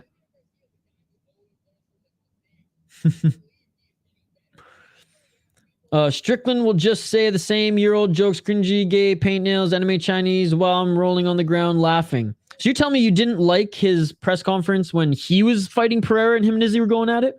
He was pretty sharp with his comebacks. At least JL, I will say, he does rotate the same things. But you know what's worse? Israel Adesanya saying he's going to leave someone frozen like Elsa. Like, you can never recover from that. Just like Rose can never recover from that fight in my eyes, and I will never have respect for that fighter again. I'm just, you heard it here first. I'm sorry. It is what it is. I will never, ever cheer for Rose Namajunas again because of that fight. Like, I can never take Izzy seriously now because of, I'm going to leave you frozen like Elsa. It's like, dude, what the fuck are you talking about? I remember I spat out my coffee and I was like, did he just say that? Did he just say that? It's not expired. Good. No, my head just getting old jokes. I mean, this build-up will just say the same stuff. Yeah, but it's going to be heated, dude. I would rather have a build-up of guys going at each other versus nothing at all. It's going to be a good fight, mate. Yeah, brother, let's do it. That's no fun. He came up with those jokes in the first place, though. I'm the best. Ugh. I mean, I know that's like becoming my gimmick now. Or my shtick. I guess my gimmick. Mike Jones isn't here anymore. He gets mad when I rip on Rose Namajunas. But Weili Zhang's a way better fighter, and I hope they fight again someday. I think Rose is actually now scared of the new Weili Zhang, which is why she's moving up. You guys hear Macy Barber rip on her in the last Ariel Helwani episode? God, music to my ears, baby. Is he holding a grudge on a 5-year-old? Love it.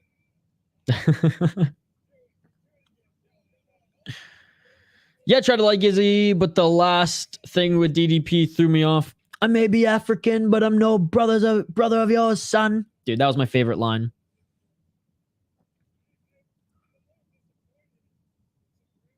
All right, making their walkouts to the cage now. Main event of the evening. Javier Garcia making his walkout right now, folks. I'm glad to take Strickland to deep waters like the Little Mermaid. That's good. That's good.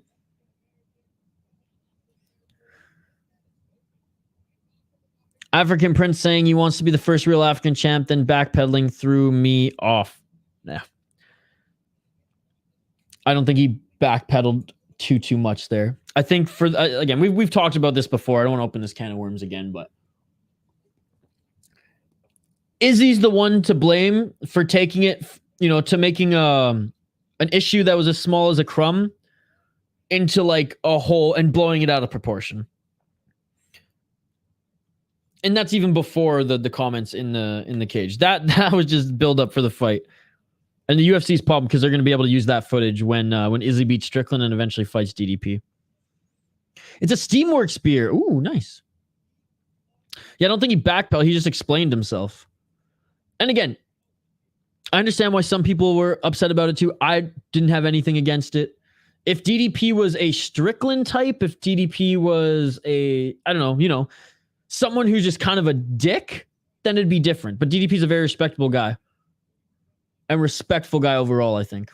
And Ariel Helwani definitely threw gas on that fire, which I like Ariel. That I did not like at all. But anyways, let's turn our attention to the fight here. We'll get back to your comments here in a sec, guys. Keep the comments coming, by the way. I appreciate you all, especially our exclusive members. A special shout out to you guys every single stream. Foul One, Shane, Benjamin's here as well. Mike Jones just renewed for 7 months. Again, appreciate you guys, and appreciate every other one of you in the live chat as well. There's been almost 40 of you throughout this entire stream, staying strong, watching this fight card, and I appreciate every single one of you for that. I will give you all a shout out at the end of the stream. Okay, Elijah Johns against Javier Garcia. Elijah Johns is the champion. The challenger, Javier Garcia, he's the plus 200 underdog. He is 10-5, 3-1 in his last 4 fights. He is not from Texas. Love his freaking mustache. Oh my goodness. It is unbelievable. Yeah, that shit beautiful than a motherfucker. I can't grow a mustache like that. I wish I could, but it's too bushy. No, that fucking Middle Eastern hair. Grow my hair out and I look like freaking Osama. She more like Saddam, but anyways, and I'm fucking Persian. 4 wins, 2 losses in LFA, 2-1 in Fight Club OC, and 2-1 in Combate Americans. Albert Moraes, he beat, who was a 12-8 guy, beat a 6-2 guy in his last 2 wins. Honestly, hasn't really crushed too many. Actually, I say 1-0, but 7-1 guy. He beat 5-2. That's not too bad when he's 6-3. Lost to 7-2, 5-4. So I mean, every time he kind of leveled up in competition, you know, he had a tough time facing those guys. But you know, 7-1, 5-2. That's not too bad. And he's been active. Holy shit! He fought 1, 2, 3, 4, 5 times in 2021. 1, 2, 3 in 2022, and he's already fought once in 2023. Is the challenger Javier Garcia. Elijah Johns out of Texas, the champion at featherweight, 27 years of age, 9-2. He's on a 2-fight win streak right now. 3-1 in his last 4 fights. 3 KO TKO, 0 submission, 6 decision. 7-2 in LFA. He's on a 2-fight win streak. Brandon Phillips, he beat 8-4, and he beat Masuto Kawana via unanimous decision at LFA 138. So he hasn't fought since, almost a year ago. Back to defend his title here tonight. Man, this is tough. Some of his recent opponents have been pretty good, but he has crushed cans on his way up and in this promotion as well, guys. Oh, man. Well, Shane, I'm already up in the beer. I already won the beer bet here tonight, right? I already won the beer bet here tonight. I'm going with Mustachu. I'm going with the underdog here tonight. Let's go, baby. Let's go. All right. All right, so JL and Fallon going at it. Blah, blah, blah, blah. Kamaru Newsy had some sort of chip on their shoulder. I think they did. I think, like, Kamaru Usman, who didn't really hear Dricus's comments and then like kind of gave his comments raw. I had no issue with what Kamaru said. I was like, fair enough, dude. Is he blowing it up to DEFCON 5? Like, was that really necessary? Super necessary.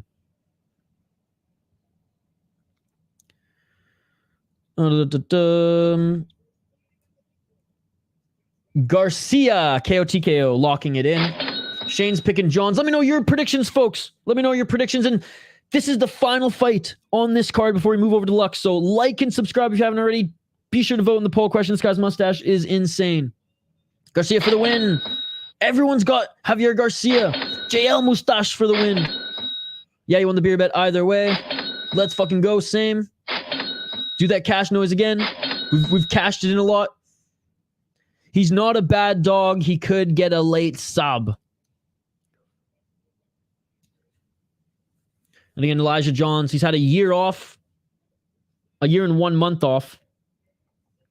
3 KO TKOs. Both of them on 2-fight win streaks. 27 years old. In front of his home crowd of Texas. Or in Texas, I should say. Is Johns. Garcia. All the way from California. All right, main event, ladies and gentlemen. Round 1 coming up here.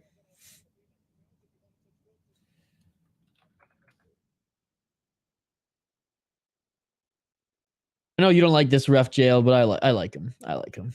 I like the beard. All right, guys, keep the comments coming. Love the interaction. If I missed them because there's action in the fight here, don't worry, I will get to them. But if there's a break in action, I'll get back to them in between rounds. Round 1, ladies and gentlemen, final fight of the evening for the featherweight title. Let's get it on. Let's get it on. Garcia by sub.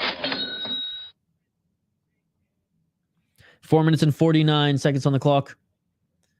Yeah, 6 submissions. 6 submission victories. Appreciate you for joining, Curtis Clark. 4 minutes and 35 seconds on the clock here.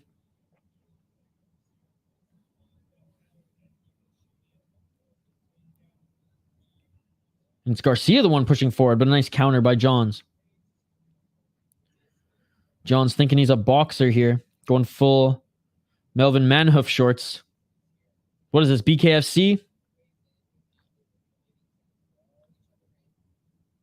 4 minutes on the clock here in this first round. Neither of them drawing first blood yet. Oh, and a couple good shots there by Garcia. 4 minutes on the clock. Straight right jab by Johns. Garcia tried to set up a counter right. 3 minutes and 50 seconds on the clock.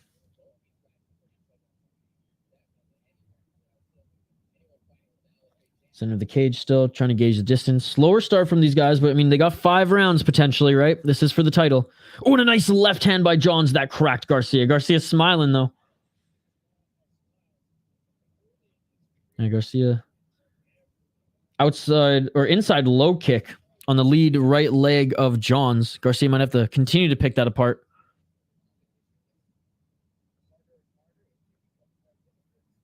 Three minutes and 15 seconds. Oh, Johns loaded up a big left there. Swing and a miss. Ferg going Johns because everyone went Garcia. Going for the favorite is Ferg. Thank you so much for commenting, Ferg. I appreciate it. I think he's Miles Johns is cut from UFC, or is he still with them? Miles Johns? I don't know if he's still with them. I think he's still with them.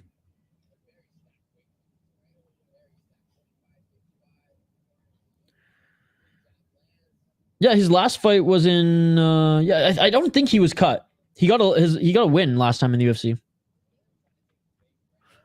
Nice low kick again there by Garcia. 2 minutes and 25 seconds. So yeah, I don't think he was cut. He's coming off a win. And that was in November, I think.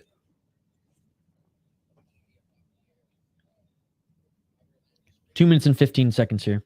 I just don't like his shorts. Like, who do you think you are, Manhuff? You gotta have a Manhuff frame to rock those shorts in MMA, buddy. Oh, and a nice right hand there in the pocket by Garcia. 1 minute and 59 seconds in this first round. Oh, kick attempt there. Why is Johns running away? A kick attempt there by Johns. Garcia grabbed the kick. It looked like it actually landed on him, though. Grabbed the kick, and then he let go of it, and Johns just kept running away. Not as bad as that Chandler chick in that one fight. Oh, my goodness. Last weekend? Holy crap. What is this, MMA or a 10-mile sprint? Or a 100-meter sprint? 10 mile. 1 minute and 26 seconds on the clock here in the first round.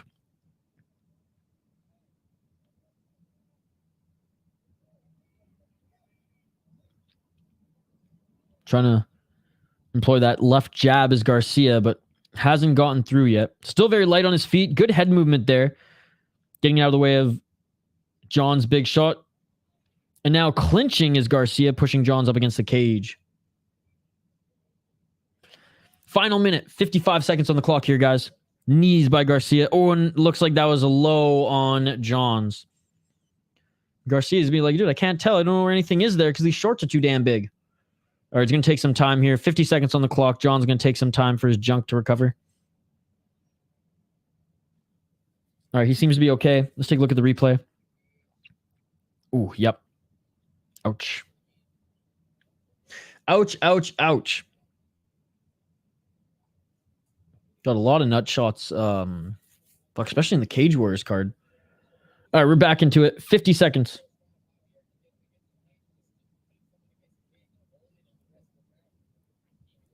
Ooh, nice right hand there by Garcia. One round in the bag for Garcia. He is landing. He is landing. Johns isn't landing.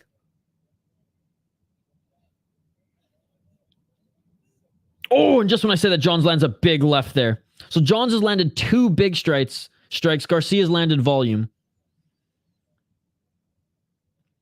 Because the 2 big strikes that Garcia landed, arguably, or that Johns landed, were better than anything Garcia landed so far. So, but Garcia has been employing more of the leg kicks. I will give him that. So, close round. And that's it for the first round. I didn't even notice the shorts. Yeah, like I said, who's this guy? Melvin Manhoof? Manhoof was a crazy fighter to watch, man. He either knocked you out or got knocked out. Circa 2004 baseball shorts. Yeah, this is volume versus like significant strikes in my opinion. But I really only think that Johns landed 2 really good shots that hurt Garcia, and then one body kick. So is that enough to win the round? Probably not. I'm going to say no. Close round. Not a lot happened in that round, but I'll go with the volume there since, Garcia's not like, there's no visible damage on Garcia right now. Grotesque shorts. Again, unless you're Melvin Manhoef, no disrespect to him. What a legend.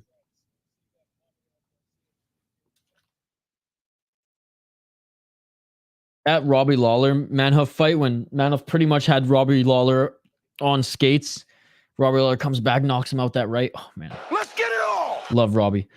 Round 2, folks. They look awesome in slow-mo. Well, we see them a lot in BKFC because you're allowed to have more traditional boxing shorts, those big ones. 4 minutes and 30 seconds. Ooh, a nice left by Johns. Good little blitz there by Garcia, but he didn't land anything once he entered the pocket. Inside low kick again by Garcia. Ooh, high kick attempt there by Johns. Garcia gets out of the way. 4 minutes and 10 seconds on the clock.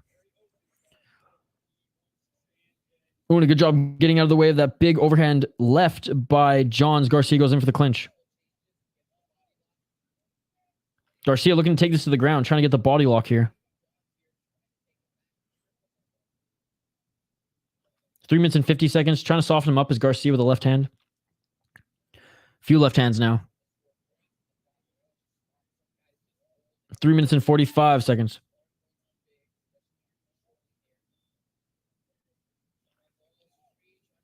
3 minutes and 30 seconds, and almost free there is Johns, and he is free. They separate.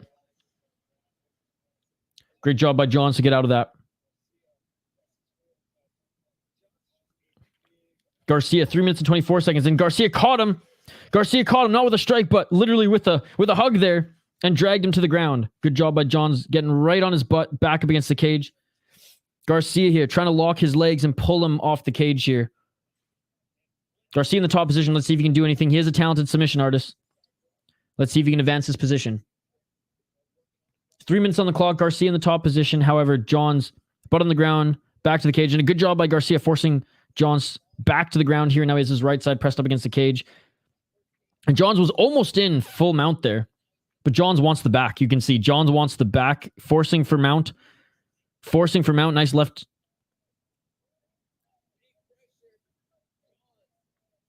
Two minutes and 38 seconds. I don't know if Garcia grabbed the cage there or pushed off it, but anyways, the ref was right on it. 2 minutes and 31 seconds here. Full mount.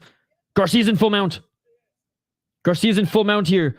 However, Johns did a good job of butt scooting, and he's like sitting down here. But Garcia is in the top position. Let's see what he's going to do. 2 minutes and 12 seconds on the clock. Garcia's got to do something here. It's almost like Garcia's like, all right, what am I going to do with this position?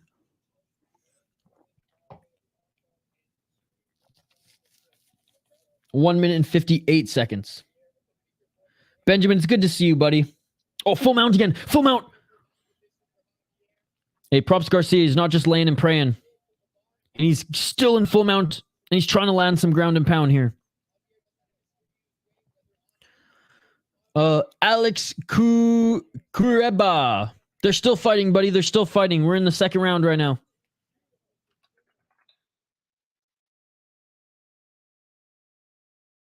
And 1 minute and 27 seconds left. Now looking to get an arm triangle choke is Garcia. It's not under the neck yet. Or it's not under the chin, I should say. But going for the arm triangle choke here. 1 minute and 12 seconds. He's got to get out of mount if he wants to lock this up. Oh, he's got it. He's under the chin. He's under the chin. He might have to get his right leg over, though. Okay, it's not quite under the chin anymore. It's not quite under the chin anymore. Elijah John trying to push that right arm of Garcia up, but 51 seconds left to work here. It looks uncomfortable, but I don't think there's a squeeze. Okay, I think he's starting to squeeze now. Yeah, there he goes. There he goes. He's going for it now. He's inside control. This is where he's going to lock it in. 32 seconds left. Arm triangle choke, 28 seconds. Are we going to see a new champ? This is deep. This is deep. Oh, it's not. And he tapped. It's over. It's over. And new. And new. Looking to finish it. It is all over. And new. With the arm triangle choke.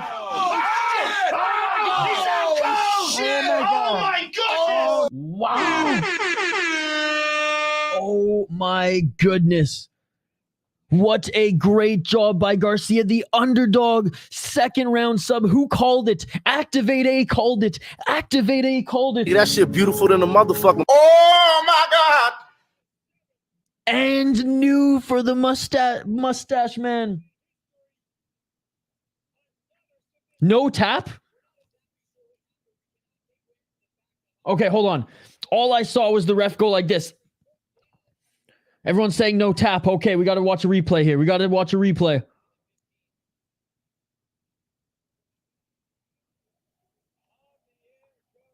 Garbage. Garcia. Shane saying he didn't tap. Uh-oh. Bad stoppage, no tap. Where was the tap? I clearly felt the tap. I feel bad for John.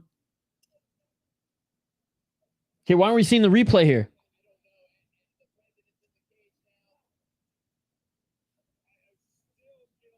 He should have given him the thumbs up, says Shane. I mean, Garcia did nothing wrong here. The guy was squeezing. If this is on the ref, then, I mean, this is for a title. I mean, what are they going to do here? Well, JL, if he didn't tap, then he's clearly not humbled. Dan Hooker didn't tap against Islam either. Yeah, but he was in a Kimura, wasn't he?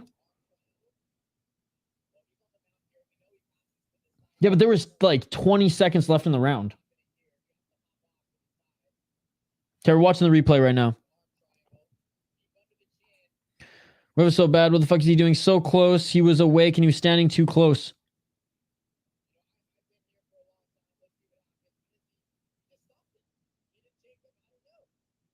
Oh, yeah, that was a bad stoppage, dude. He thought he was out. I'm wondering if the ref asked for, like, give me a thumbs up, give me a thumbs up, and he didn't, and then he stopped it, which...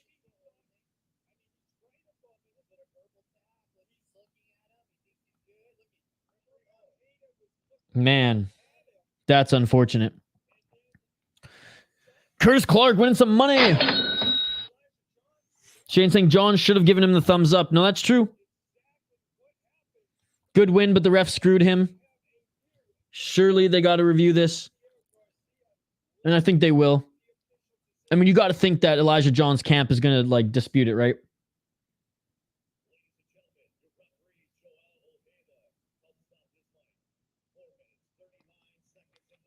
Oh, man. It sucks when you win like this when the judge makes an error when, you know, you did nothing wrong as Garcia except for almost finishing a fight. Well, they're giving him the belt. They're giving him the belt. Sure, but I mean, like, so we're knocking him now? You know what I mean? Like, I'm not ripping on Garcia at all. Especially because he got out of the mount when he thought he could, like, he was adjusting position enough where he's like, okay, I'm giving up mount now and I'm going for it.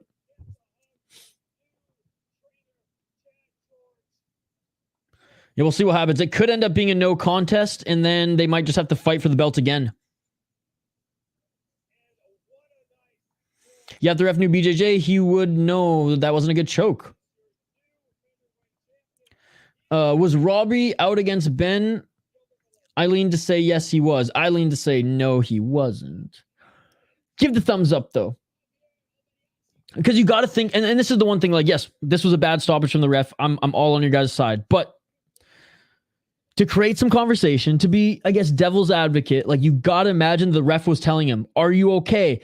You know, give me a thumbs up or something. You have to, I have to assume that.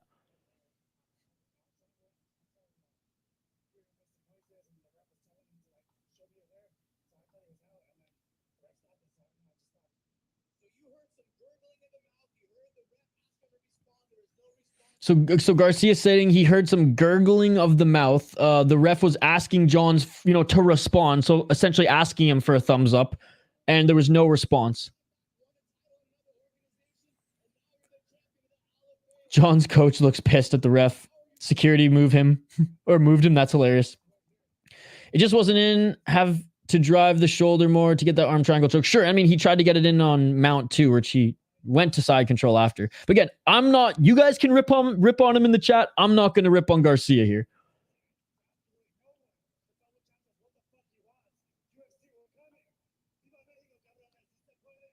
Do you think the ref gets fired? I mean, with great beard comes great responsibility. Let the ref know G-Pod. He was looking right in the face, so somebody fucked up bad. Yeah, who knows what it is? I mean, obviously, I think this is what I'm gonna assume based on what I saw, is that like the ref asked for a response. And when the ref asks for a response at that point, if you are Jones, I mean, you got to imagine if the ref's asking for a response, that means give him a response or he's going to end the fight, or else the refs are just kind of, there. Again, and that's not to make excuses for the ref. The round should have ended. We should have continued here. But regardless, a great round by Javier Garcia. And you called it Activate A, utilizing his grappling. He said, Texas feels like home. After this, I'm going to get myself a cowboy hat and some new boots. Let's go.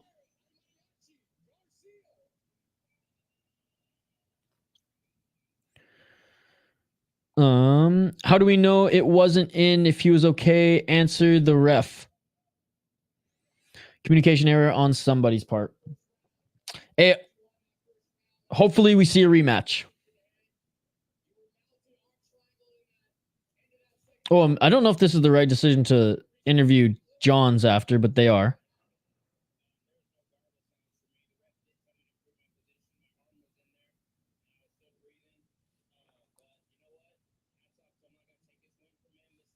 Oh, Elijah John is a fucking class act, guys. He said, I don't know why he stopped it. Okay, you know what? Class by Elijah Johns. He's not taking this. He's like, I'm not going to take the win away from Garcia at all. He said, props to him, but there were no gurgling sounds. This is on me for giving up giving up that back position. I shouldn't have put myself in there. What a class act, guys. What a class act.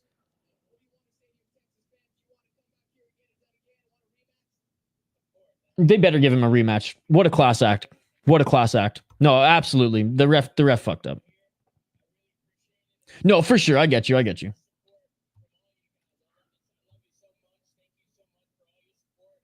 You missed a pretty good card and some drama at the end, Living with H, but it's good to see you, buddy. We are doing one more stream tonight. That's right. On the other side, literally in like 10 minutes, we're going to be jumping over to Lux.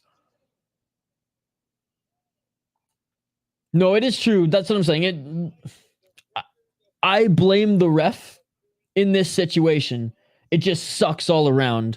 And yeah, but again, taking nothing away from Garcia, he was going to win that round regardless. We need a Yamasaki in that situation. Could be early for sure. LOL, I just looked at the UFC Fighter Watch on Twitter. Miles Jones did get cut, but then re-signed 7 months later. Jeez. Fuck, 6-fight parlay broken sad. Oh, sorry about that, Adam. Goat Zog wouldn't mess up. No, but he was a judge apparently tonight. Living with H, happy Friday, buddy. You going fishing this weekend? Hope to make it back tomorrow morning. Let's go, Adam. Let's go. And again, a big shout out to all of you joining us here tonight. I literally appreciate every single one of you. You all are amazing. I'm just refreshing this. MMA ref is a hard gig. That is true. Mature young man, that Elijah. No, absolutely. What class. Unbelievable class by him. That was awesome. All right, folks. Thank you all so much for joining. I appreciate every single one of you. We went 40 viewers strong this entire stream. That is amazing. Seriously, thank you. Every single one of you in the live chat right now. I appreciate you all. I got to do a hard out here. I got to jump over to another stream. That's right. If you want to stay up a little longer, if you want to keep watching some fights here, there's a fight about to start right now. Lux 35.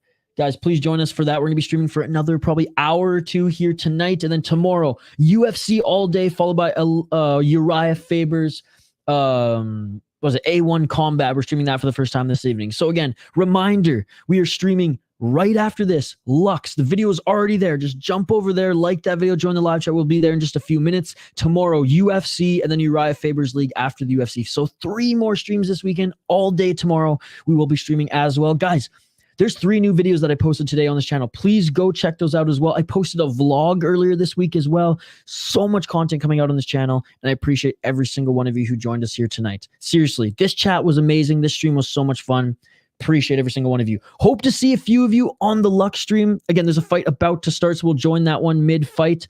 But again, if I don't see you again here tonight, I hope to see you on the next LFA stream and or tomorrow for UFC and Uriah Faber's Combat, A1 Combat. Yeah, it sucks for Garcia. I hate to get the win that people are trying not to legitimize. Good response by Johns. Adam, now we thank you. Thank you to all of the new subscribers and new community members. Thank you to all the exclusive members. Thank you to all of the returning regulars. And thank you to all of our friends we haven't seen in a while. Seriously, this chat was elite. Hard out here for me because I got to run over to the Lux fight stream. I will literally be there in 5 to 6 minutes, folks. And there's a big bellied ref with a big beard in Lux. Few more fights left in Lux. We will get our bearings and join that mid-fight. We're an hour into that event. Lux 35 on the other side. Join us for that. If not, I'll see you folks for UFC bright and early tomorrow. Appreciate you all. And new in a controversial type of way, Garcia wins that one. Hey, it was a good second round by him, and hope to see the rematch soon. Hope to see you guys on the other side. If not tomorrow, that's it for me. LFA 163 is in the books, and I'll see you folks in 5 minutes time or tomorrow or both. Have a great night. Peace. I'll